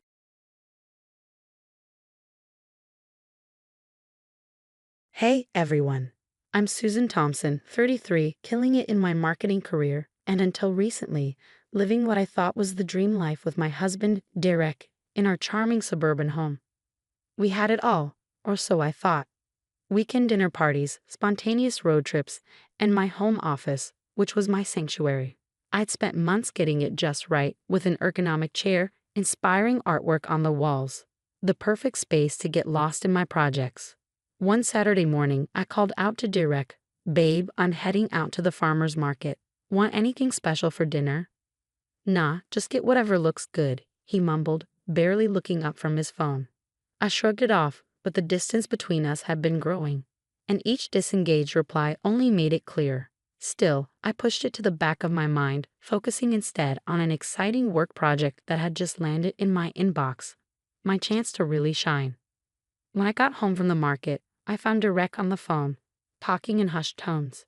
Yeah, I know. We'll figure it out," he muttered, quickly ending the call when he noticed me. "Everything okay?" I asked, eyebrows raised. "Oh, just work stuff." "Nothing important," he replied, brushing it off. I had an urge to press further, but something told me to let it go. Instead, I buried myself in my project plans and strategies, the deadline swallowing any lingering worries. But days went by, and Derek's secretive phone calls didn't stop. I'd overhear bits and pieces like she doesn't need to know yet, and we'll deal with Susan later. Red flags waved in my mind, but I ignored them, telling myself I was just stressed. Then came the family barbecue. That's when I met Derek's sister, Megan, for the first time. Trying to make small talk, I asked, "So, Megan, what do you do?" "Oh, I'm between jobs right now," she laughed, a carefree laugh that grated on my nerves. "Exploring my options." Derek's mom chimed in. "Megan's always been a free spirit. Can't tie her down to one place or job for too long." I nodded, but something about Megan's gaze, lingering on our house, left me unsettled. Later that night, I overheard Derek on the phone again. "Don't worry, sis. We'll figure something out. You know I got your back." A knot formed in my stomach. I could feel something was coming, but I had no idea how much my world was about to shatter. The next evening, as I walked through the front door, I froze. There was Derek and Megan, hauling my desk out of my office. "What's going on here?" I demanded, my heart pounding. Derek turned, eyes wide. "Oh, hey, babe. You're home early." "Clearly. What are you doing with my stuff?" Megan smiled. "Surprise, I'm moving in." A punch to the gut would have hurt less. "Moving in? Where exactly?" Derek cleared his throat. "We thought Megan could use your office for now. You know, since she needs a place to stay." "For how long?" I asked, incredulous. "We figured the garage has plenty of space for you to work," he said, as if it were the most logical suggestion in the world. The garage? I felt my face flush. That unfinished, freezing garage. Megan had the nerve to look offended. "It's not that bad. Besides, I really need this room. You understand, right?" I didn't understand. Not one bit. "Derek, can I talk to you privately?" I said, voice barely holding back the anger. "In the kitchen," I hissed. "How could you make this decision without even talking to me?" Derek crossed his arms. "Susan, she's family. She needs our help right now. And I need my office. I have deadlines, projects. I can't work in a garage." His expression hardened. "You'll figure it out. Megan needs this more than you do right now." Standing there, speechless, memories of my childhood surged up, always moving, never having a stable home. I'd worked so hard to create a life, a space that was finally mine, only to have it taken from me. I tried to make the garage work. I really did. Between the cold and the damp, working in the garage became a nightmare. My laptop started glitching from the humidity, and I felt like I was coming down with something from the chill. "Derek, I can't do this," I called out one evening. "My laptop's acting up, and I think I'm getting sick from the cold." He barely glanced up from his phone. "Just wear a sweater. You'll be fine." Meanwhile, Megan was living it up in my office, my sanctuary. One day, I overheard her on the phone, her voice dripping with mock sweetness. "Yeah, it's great here. Free food, nice room. Susan's a bit uptight, but Derek keeps her in line." I saw red. Bursting into the room, I couldn't hold it back. "Keeps me in line? This is my house, Megan. You're a guest here." "Whoa, chill out. No need to be so sensitive," she shot back, unfazed. Before I could respond, Derek rushed in, looking between us with wide eyes. "What's going on here?" Megan put on her best innocent face. "I don't know. Susan just started yelling at me." "Seriously? Susan, what's your problem?" Derek snapped. "Megan's going through a tough time. Can't you be more understanding?" I couldn't believe my ears. As I stormed out, a rush of childhood memories hit me. My mom always put everyone else before herself. always before me. I promised myself I'd never be like that. Yet here I was, pushed aside in my own home. That night, as I lay in bed, I overheard Derek and Megan talking. "Don't worry about Susan," Derek was saying. "She'll get over it. You can stay as long as you need." I turned over, tears silently streaming down my face. How had it come to this?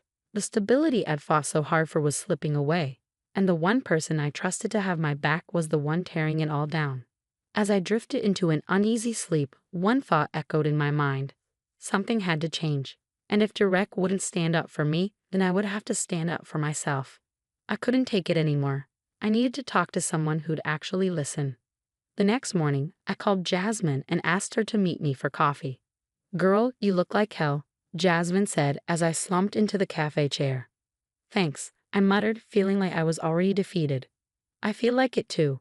I spilled everything. Megan taking over my office, the garage, Derek's attitude, everything. Jasmine's eyes widened. "Wait, he moved his sister into your office without even asking you. And now you're stuck working in the garage? That's messed up, Liv." "I know," I sighed. "But he says she needs help and I can't just turn her away." "No, stop right there." Jasmine cut me off. "What about what you need?" I blinked, taken aback. "What do you mean?"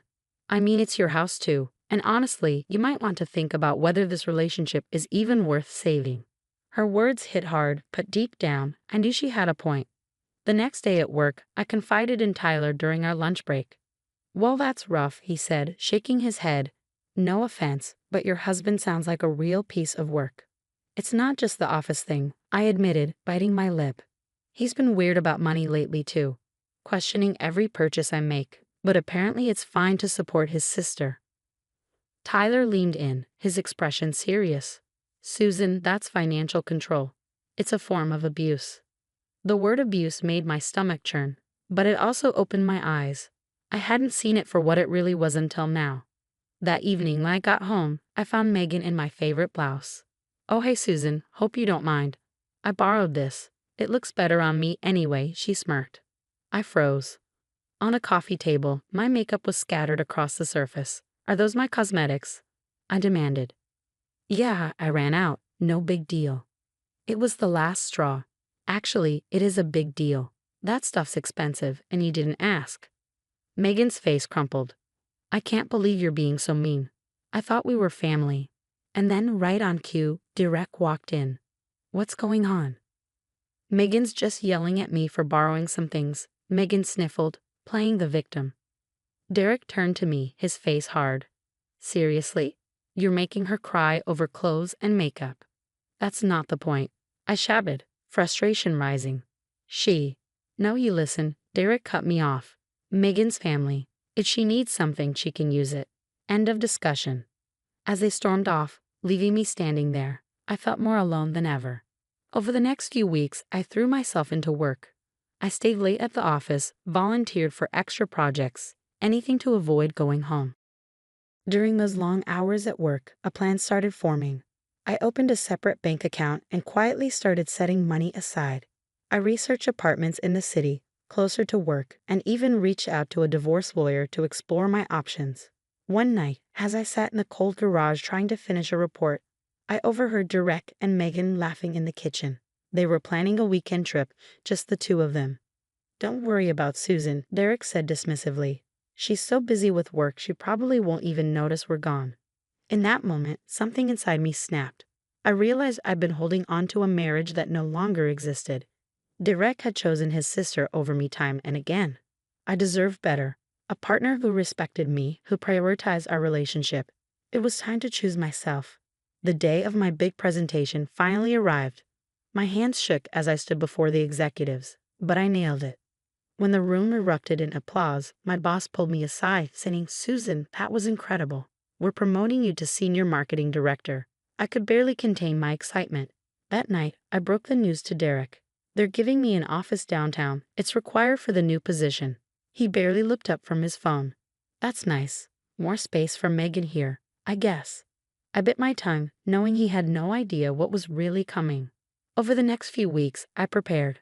I signed a lease on a cozy apartment, packed a few boxes at a time when no one was home, and finalized my divorce papers.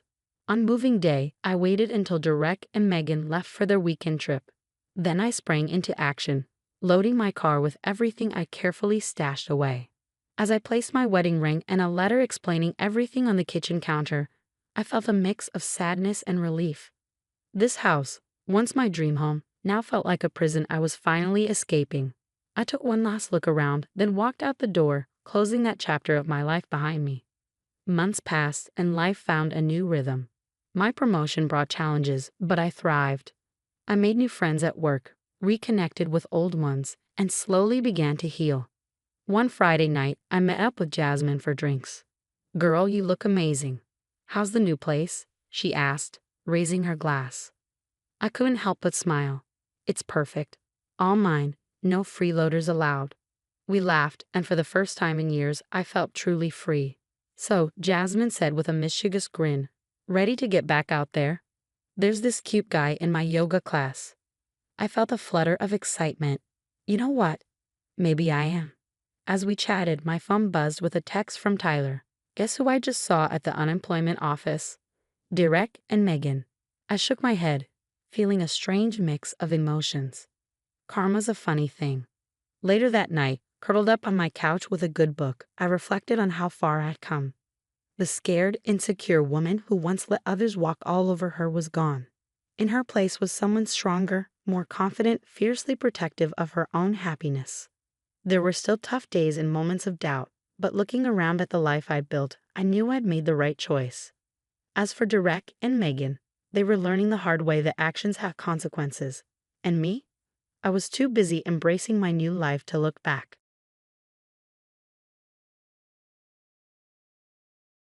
Hi, I'm Kelly, 28, and living my dream life as a marketing exec in Chicago. Things have been amazing lately, especially since I got engaged to my boyfriend James 6 months ago. We had one of those classic meet cutes in a coffee shop 3 years back. I accidentally spilled my latte on his shirt, yet he still asked for my number. We've been inseparable ever since. Now, we're knee-deep in wedding planning, and it's been a whirlwind. My family, my mom, dad, and younger sister Abby, have been nothing but supportive. When James proposed, they were ecstatic, especially Mom, who immediately started a wedding planning group chat that practically blows up my phone. "Honey, have you thought about your dress yet?" she asked during one of our weekly family dinners. "I haven't had time with work and all," I admitted. "Well, we need to get on that. I heard about this amazing boutique downtown," Abby chimed in. Meeting James's family was a little nerve-wracking. His mom, Linda, is the polished country club type. His dad, Robert, is nice, if a bit reserved, and his sister, Sarah, she's intense. "We're just thrilled to welcome you to the family, dear," Linda gushed when we first met. I remember thinking how lucky I was to be joining such a warm family. Dress shopping became an adventure. Mom, Abby, and I hit every bridal shop in Chicago. Then I saw it, a stunning off-shoulder lace gown that made me feel like a princess. "Oh, Kelly," Mom whispered, tearing up, "that's the one." The price tag was high, but I couldn't resist. It was perfect. Our tiny apartment didn't have the space to store it, though, so Linda offered to keep it at her place. "Don't be silly, dear," she insisted. "It'll be safe here." I agreed, grateful, though I didn't miss how she immediately took charge. 2 months before the wedding, I decided to stop by Linda's to see the dress. I was so excited to try it on again and maybe snap a few photos for my bridesmaids. "Linda, I'm here to see the dress." I called out. She appeared, looking flustered. "Oh, Kelly, I wasn't expecting you." Something felt off. I went to the spare room where it was supposed to be stored, but it was gone. "Linda, where's my dress?" I asked, trying to keep calm. After an awkward pause, she replied, "Oh, about that. I gave it to Sarah." It felt like a punch to the gut. "You what?" I stammered. "Well, Sarah just got engaged, and she loved your dress. Since you two are the same size, I thought it'd be perfect for her." My heart sank. "But it's my dress. I paid for it. How could you just give it away?" Just then Sarah walked in, grinning. "Did Mom tell you the good news? Tyler proposed, and Mom gave me your dress. Isn't that great? I lost it." "No, it's not great. That dress was mine. You had no right to take it." Linda tried to placate me, saying, "Kelly, don't be selfish. Sarah's wedding is coming up sooner. You can always find another dress." I couldn't believe what I was hearing. Things escalated, with Sarah calling me dramatic and Linda insisting she was just trying to help both her daughters. Just then, James walked in. "What's going on here?" he asked, looking between us. "Your mom gave my wedding dress to Sarah," I told him, desperate for him to take my side. He looked at Linda, who replied with a syrupy tone, "James, honey, I was just trying to help. Sarah needed a dress, and Kelly has time to find another." To my horror, James seemed to consider her reasoning. "Well, maybe we can work something out," he offered tentatively. My heart sank. Work something out. I echoed.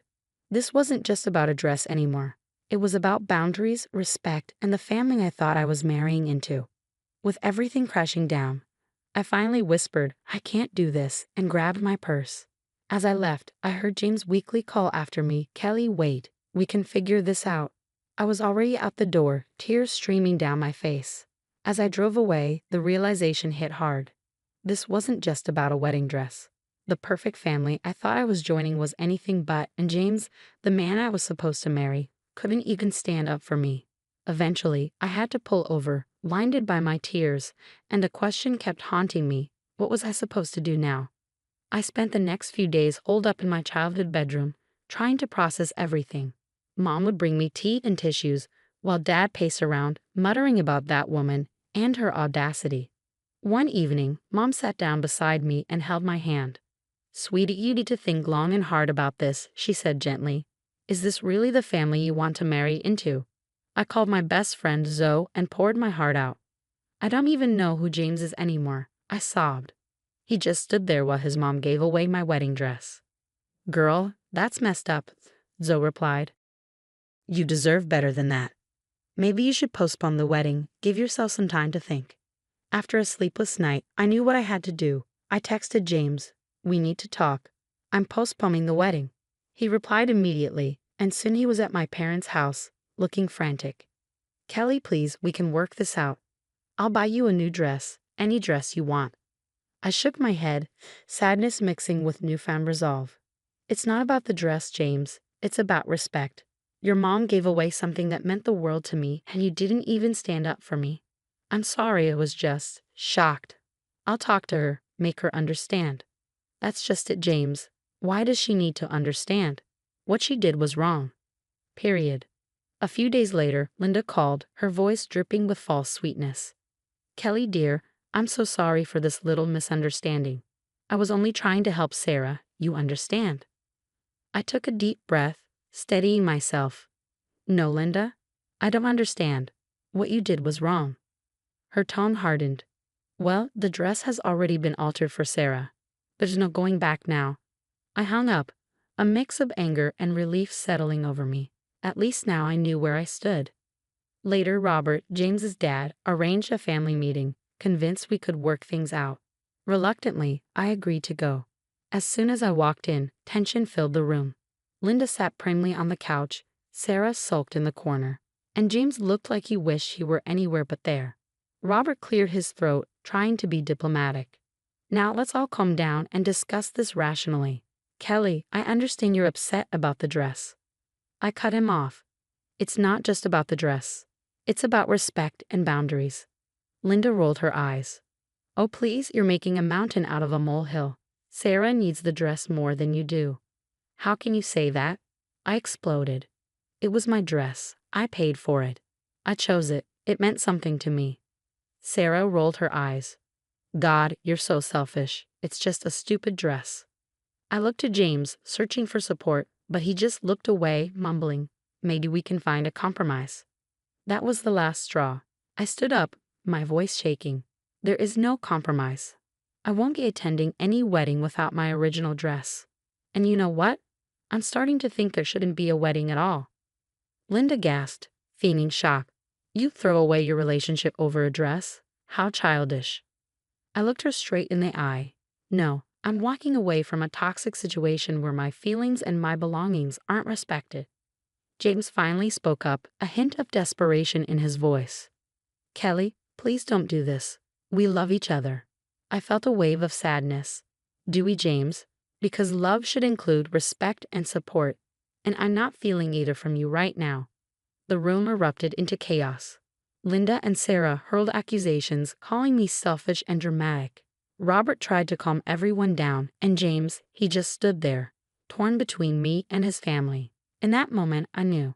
I slipped off my engagement ring and placed it on the coffee table. I'm sorry, James, but I can't marry you. Not like this. The silence was deafening. James's face crumpled. Kelly, no please. But I was already heading for the door. As I left, I heard Sarah's smug voice. Well, I guess I'll be needing that dress after all. I got in my car, hands shaking but heart surprisingly calm. It hurt. God, it hurt. But as painful as it was, I knew I'd look back on this as the moment I chose myself.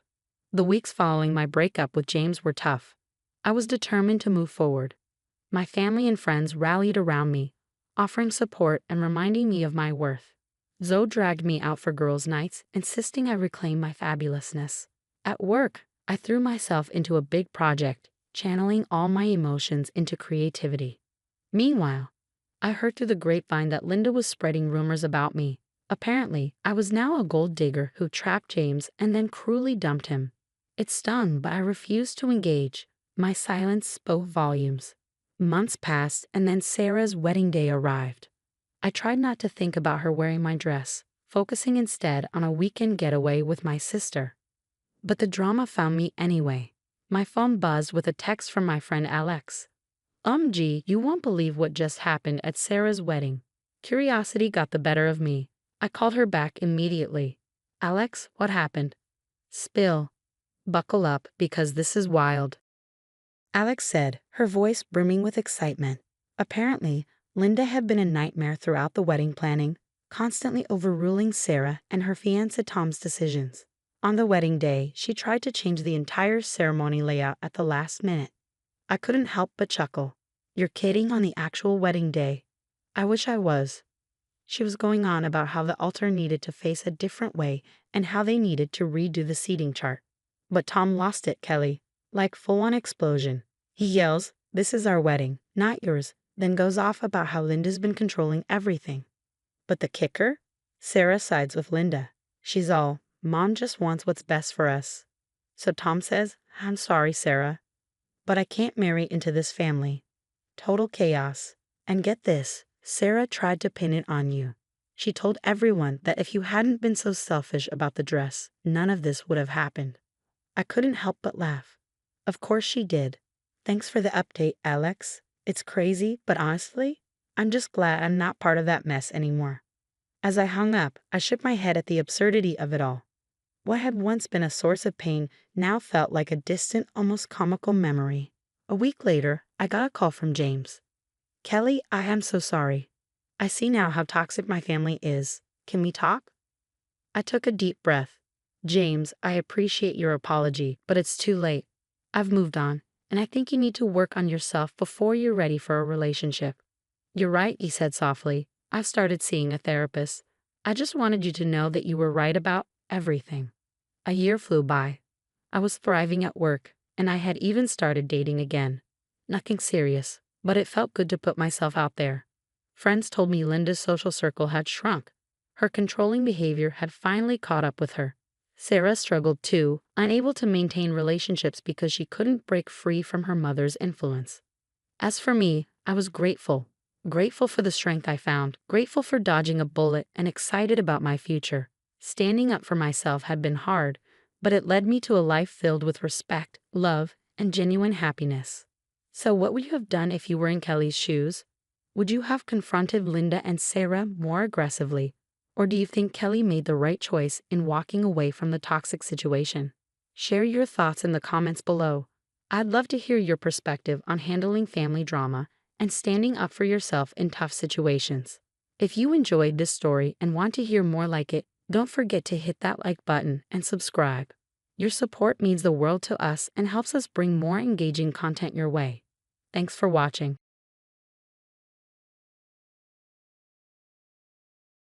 Hey everyone, I'm Luna Mitchell, a 28-year-old software developer, and my story starts with the two people who shaped my life the most.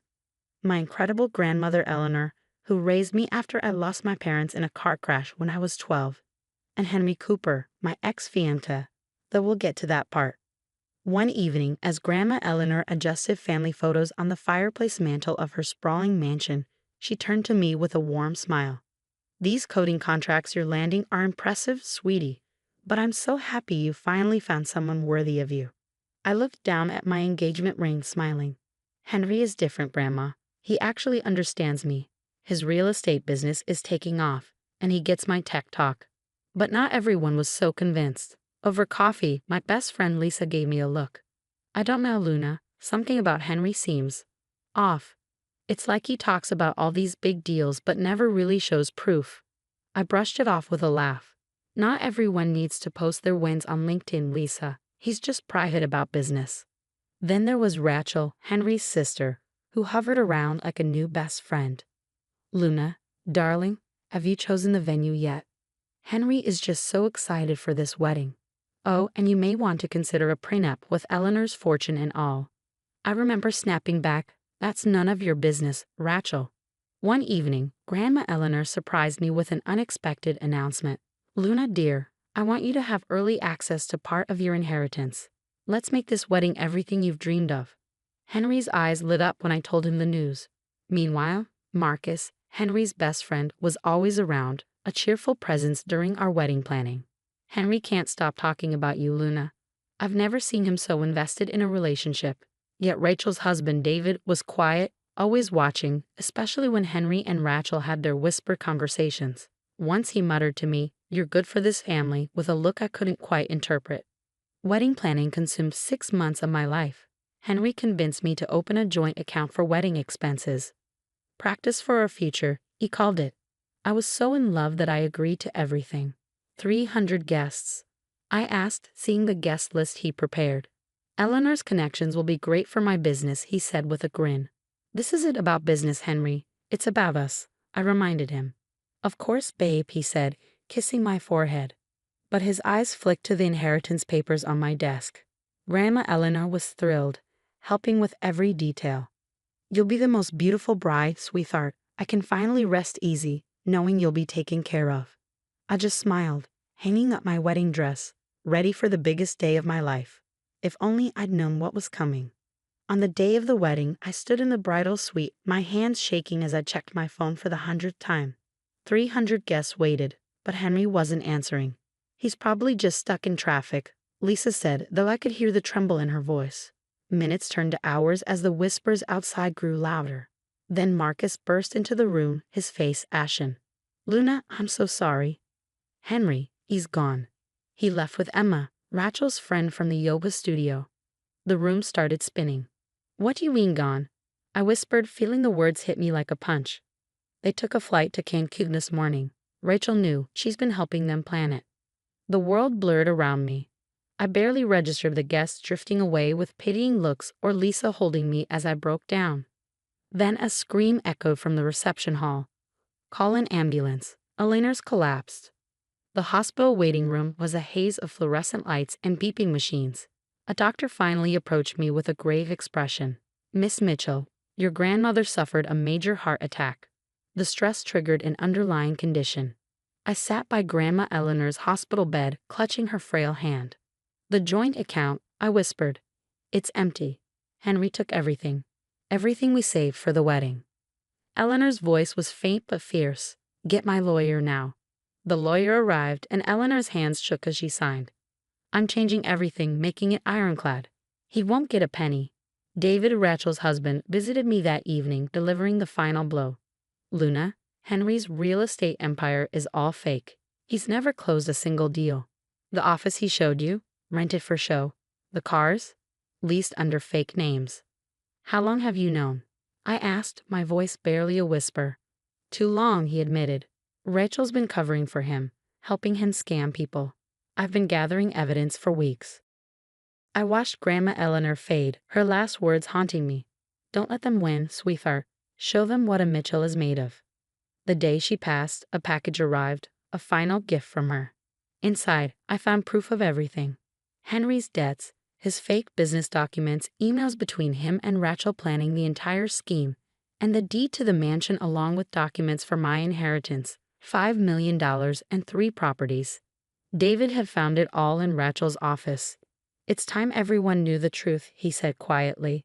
That night, I sat alone in my apartment, surrounded by wedding gifts I'd have to return. As I read through the lawyer's documents, I realized how far Grandma Eleanor had gone to protect me, even after her death. Lisa visited, and as she watched me reviewing the evidence, she asked, "What are you going to do?" I looked at the mountain of lies David had uncovered, feeling my resolve sharpen. I'm going to make sure they never do this to anyone else. A year later, my life looked different. My tech startup had taken off, and I gained 30 pounds of self-worth. Henry showed up at my office one day, uninvited, looking worn. "Luna, I made a mistake," he stammered. "Emma, she wasn't you. She left me after spending all your money." "There it is," I said, rising and smoothing my designer suit. I gestured to security, but Henry wasn't done. Rachel started lurking too, popping up like a concerned friend. "Luna, sweetie, Henry's changed. And let's be honest, that inheritance should be shared. You two were practically married." Then came the lawsuit. Henry claimed common law partnership rights, saying we'd shared finances and lived as a couple. My phone buzzed one morning as Lisa burst into my office. "Mrs. Henderson called. Rachel's telling everyone at the country club that you manipulated Eleanor into changing her will on her deathbed." And then Marcus appeared at my door, guilt etched on his face. "Luna, I can't keep quiet anymore. I overheard Henry and Rachel the night before the wedding. It was all planned. You weren't the first. 3 other engagements in different states, all broken off after he drained his fiancé's wealthy families." I was stunned, but then my phone rang. It was David. "Luna, meet me at the diner on 5th. Bring your phone." At the diner, David slid a USB drive across the table. I planted a recorder in Rachel's study. "Listen." I slipped in my earbuds and Henry's voice crackled through. "Once we file the lawsuit, she'll settle. No one wants their family's dirty laundry aired in court." Then Rachel's voice. "The rumors about Eleanor are working. People are already questioning Luna's character." Henry chuckled. "With my charm and your connections, the judge will see we were practically married. Those fake documents you made about us living together. Perfect forgeries. Luna won't know what hit her." My knuckles turned white as I gripped the table. "David, why are you helping me?" "Because Rachel and Henry have destroyed too many families. I'm tired of watching them hurt people. They're meeting again tomorrow. I'll have everything ready." I glanced at the USB drive, remembering Eleanor's last words. "Let's end this," I said.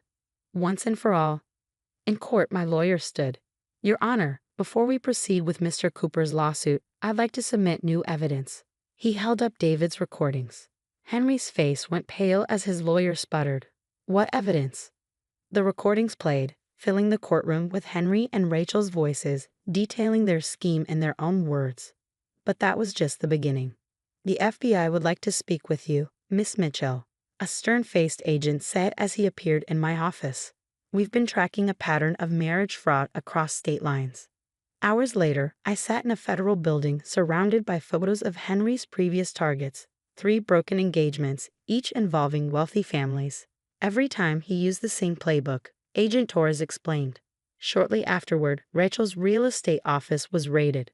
Turns out she hadn't just helped Henry. She'd been laundering money through fake property deals for years. 15 years, Lisa whispered during Henry's sentencing. He was handed a sentence of federal prison, while Rachel sobbed as her real estate license was revoked. "Please, I have mortgage payments," she cried. I just smiled, waving the foreclosure papers for her dream house. I'd bought it at auction. When the story broke, my phone wouldn't stop ringing. "Miss Mitchell, we're very impressed with your startup's potential." A venture capitalist's voice buzzed over the speaker. "Would you be interested in discussing a Series A investment?" David filed for divorce, turning state's evidence against Rachel, while Marcus helped identify other victims. The support group we started grew bigger each week. Lisa tossed me a letter one day, Henry's handwriting clear on the envelope, stamped from prison. I dropped it unopened into the shredder.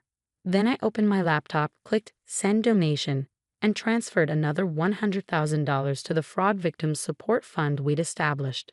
The view from Rachel's former dream house was spectacular.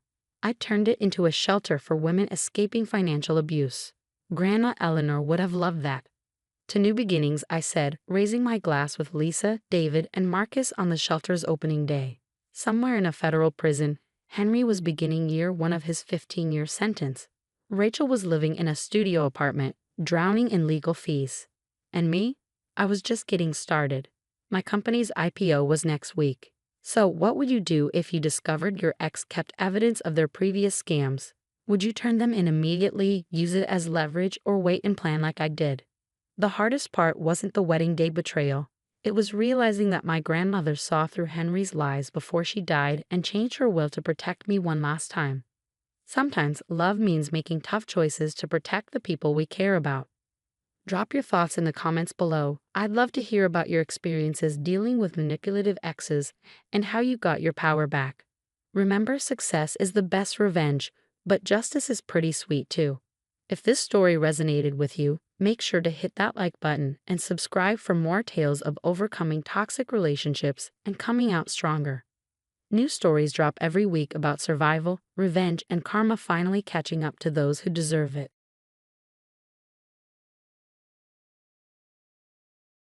Hi, I'm Tina. I'm 30, and I've made a name for myself as an environmental cleaning and conservation consultant. This work isn't just a job for me, it's a calling. I've always been the type to stand up for what's right, even when it's difficult. But when it comes to my family, things get complicated. Take my brother, Mark, for instance. He's 33, married to Vanessa, who's 32, and let's just say our perspectives couldn't be more different. Tina, honey, are you coming to help set the table? My mom calls from the kitchen. She and Dad have always been my rocks. Coming, Mom, I yell back, heading to the dining room. As I set out the plates, Dad walks in, smiling hopefully. Excited about the family reunion next week, kiddo? I force a smile. Sure, Dad. Can't wait. Truthfully, these reunions have been tense, especially since Mark started working at Green Corp. Ironic name, right? The company's constantly in the news for all the wrong reasons. Later that night, I call my cousin, Emily. Something's off with Mark's job. The things I've been hearing about Green Corp. Tina, come on. Emily sighs. Mark says everything's above board. Of course he'd say that. I snap, frustration creeping in. Just then, there's a knock at my door, my cousin Jason. I say goodbye to Emily and let him in. What's up, Jace? I ask, sinking into the couch. He looks worried. It's about Uncle Robert. I overheard him talking to Dad about a big investment he made. I think it's tied to Mark's company. My stomach sinks. Uncle Robert, the cautious one, mixed up with Green Corp. Jason, this is serious. I say, mind racing. We need to figure out what's going on before the reunion. He nods, his expression as grim as mine. Be careful, Tina. You know how Vanessa gets when anyone questions Mark's work. I roll my eyes. Don't remind me. Last Christmas was a disaster. When Jason leaves, I feel a heavy sense of dread. Aunt Susan and Uncle Robert's lakeside property is usually a place of happy memories. But this year, I can't shake the feeling that things are going to be different. I grab my phone and start researching Green Corp's latest projects. If Mark and Uncle Robert are caught up in something shady, I need to know. The day of the reunion arrives, and tension fills the air as soon as I pull up to the lakeside property. The smell of barbecue drifts through the crowd gathered on the back patio. Tina, you made it. Emily waves me over, and I force a smile, weaving through the crowd. Near the grill, I spot Mark and Vanessa holding court. Oh, you must see the photos from Bali, Vanessa is gushing. The resort was divine. Couldn't have done it without Mark's promotion. I exchange a look with Jason, who mouths, brace yourself. Mark launches into a description of Green Corp's latest venture, painting it as some environmental marvel. I can't hold back anymore. Mark, are you serious? That project is devastating the local ecosystem. How can you be okay with that? His expression hardens. You have no idea what you're talking about, Tina. We have top scientists. Scientists paid to say what the company wants, I cut in. I've seen independent reports, Mark. It's bad. He leans in, voice low. You always do this, acting like you know everything about my job. I know enough to be worried. I shoot back. Vanessa suddenly shrieks, you're just jealous of our success. I blink, taken aback. Vanessa, that's not. Don't lie, she snaps. I heard you insulting Mark's work. You've always been out to get us. Everyone turns as the argument heats up, tension thickening. Uncle Robert steps in, trying to calm everyone down. Now, let's all take a deep breath. But Vanessa wasn't done. You think you're so much better than us with your precious consulting job. Well, guess what? Nobody cares about your tree-hugging nonsense. The entire family was watching now, the air thick with tension. My parents looked mortified, while Aunt Susan tried unsuccessfully to pull Vanessa away. Vanessa, you're drunk, I said firmly. This isn't the time or place. Then, out of nowhere, it happened. We lined up for the annual family photo, the lake glimmering in the background. I stood at the edge of the group, close to the pool. Just as Uncle Robert raised the camera, I felt a hard shove from behind. The world tilted, and before I could react, I was airborne. There was a split second of shock before I hit the cold water with a loud splash. I surfaced, sputtering, to see Vanessa standing at the edge of the pool, a triumphant smirk on her face. The rest of the family stood frozen in shock. That's what you get for insulting my husband, you stuck-up witch, Vanessa crowed. Humiliation burned through me as I treaded water, my clothes clinging to me. The silence was deafening until finally, Dad rushed over. Tina, honey, are you okay? I didn't answer. Instead, I swam to the ladder, pulled myself out, and walked past my stunned family, grabbing my purse and heading for my car. Tina, wait. I heard Emily call out, but I didn't stop. I got in my car, soaked and shivering, and drove away from the lake house, my hands trembling on the steering wheel. In the weeks following the disastrous reunion, I buried myself in work. My phone buzzed constantly with messages from Mom, Dad, and Emily, but I ignored them. I couldn't deal with the family drama right now. Tina, you've been staring at that report for an hour. Mike's voice pulled me from my thoughts. I looked up at my colleague and friend, sighing. It's complicated, Mike. Family stuff. Mike pulled up a chair. Does this have anything to do with your brother's company? You've been researching Green Corp nonstop. You caught me, I admitted. Something's not right there, Mike. I can feel it. He leaned in, lowering his voice. You know, I have some contacts in environmental regulation. If you want to dig deeper, I can help. I hesitated, then nodded. Let's do it. Over the next few weeks, Mike and I worked tirelessly, following paper trails and connecting dots. What we uncovered was shocking. Tina, look at this, Mike said one late night, his eyes wide. These financial reports, they are cooking the books, and the environmental impact studies are completely fabricated. My heart sank as I realized the extent of the fraud. But how was Mark involved? He wasn't in the financial department. We dug deeper, and the truth hit me like a ton of bricks. Mark wasn't orchestrating the fraud, but he was unknowingly signing off on false reports. He was being used as a scapegoat. We have to report this, Tina, Mike said. It's bigger than your brother now. I know, I replied, feeling the weight of the decision. I just need some time to process. As if on cue, my phone rang. It was Vanessa. Against my better judgment, I answered. What do you want, Vanessa? I know what you're doing, she hissed. You're trying to dig up dirt on Mark's company, aren't you? You just can't stand to see us succeed. I felt my temper rise. Vanessa, you have no idea what you're talking about. Mark is in trouble, and he doesn't even know it. Trouble? She scoffed. The only trouble here is you. You're so jealous of our life that you ruin us. Well, it won't work. Jealous? I laughed bitterly. Of what? A marriage built on lies and a career that's about to come crashing down. Open your eyes, Vanessa.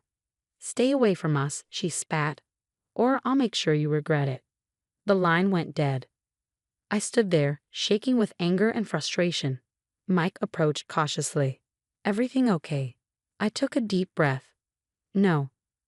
Mike, we need to compile all this evidence, I said, determination hardening my voice. We're sending it to the regulators and every investigative journalist we know. He hesitated. Are you sure? This could have serious consequences for your brother. I nodded firmly. I'm sure. It's time for the truth to come out. That night, I sat at my computer, my heart pounding as I prepared to send the anonymous tip. My finger hovered over the send button. I'm sorry, Mark, I whispered and clicked send. The news broke like a tsunami. The Green Corp scandal was everywhere. TV, newspapers, social media. I watched from a distance as the company I fought so hard to expose crumbled under the weight of its own corruption. My phone rang. It was Emily. Tina, have you seen the news? It's about Mark's company. It's bad. I took a deep breath. I know, Em. I've been following it. There was a pause, then her voice softened. You didn't you? This is what you were trying to tell us all along. Before I could respond, another call came through. It was Mark. Tina, I've been fired. They're saying I was involved in some kind of fraud. I swear I didn't know. His voice cracked, and my heart ached for him despite everything. The police were at our house this morning, he continued, his voice shaking. Vanessa's freaking out. We might lose everything. In the following weeks, the fallout continued. Mom and Dad called, apologizing for not believing me. Uncle Robert faced financial ruin. His investment in Green Corp was wiped out. One day, there was a knock at my door. It was Vanessa, looking nothing like her usual polished self. Tina, I'm sorry for everything, she stammered, her voice barely a whisper. The pool of accusations. I was wrong. I crossed my arms, feeling the weight of everything that had happened. It's a bit late for that, don't you think? She looked at me, desperation in her eyes. Please, we need your help. Mark's facing charges. We're about to lose the house. I shook my head. No, Vanessa. I'm done cleaning up your messes. You made your choices. As I closed the door on her tear-streaked face, I felt a strange mix of satisfaction and sadness. Weeks turned into months. My firm was hired to help clean up the environmental damage Green Corp had left behind. The work was grueling but fulfilling, each project a step toward healing the land. One evening, as I was wrapping up at the office, Mike poked his head in. Hey, superstar, you planning on going home anytime soon? I laughed, closing my laptop. Just finishing up. Wanna grab a bite? As we walked out, he gave me a knowing look. I heard through the grapevine that you turned down dinner with your parents again. I shrugged. I'm not ready. Maybe someday, but not now. He nodded. Well, you know you always got a family here, right? His words warmed my heart. Thanks, Mike. I do know that. Months later, I hosted a small gathering at my new apartment. Emily and Jason were chatting with Mike and some colleagues. My best friend from college was mixing drinks in the kitchen. Speech, Jason called out, raising his glass. I laughed, feeling unexpectedly emotional. Okay. I just want to say thank you to all of you. This past year has been tough, but you've shown me what real family looks like. It's not about blood or obligation. It's about support, trust, and doing the right thing, even when it's hard.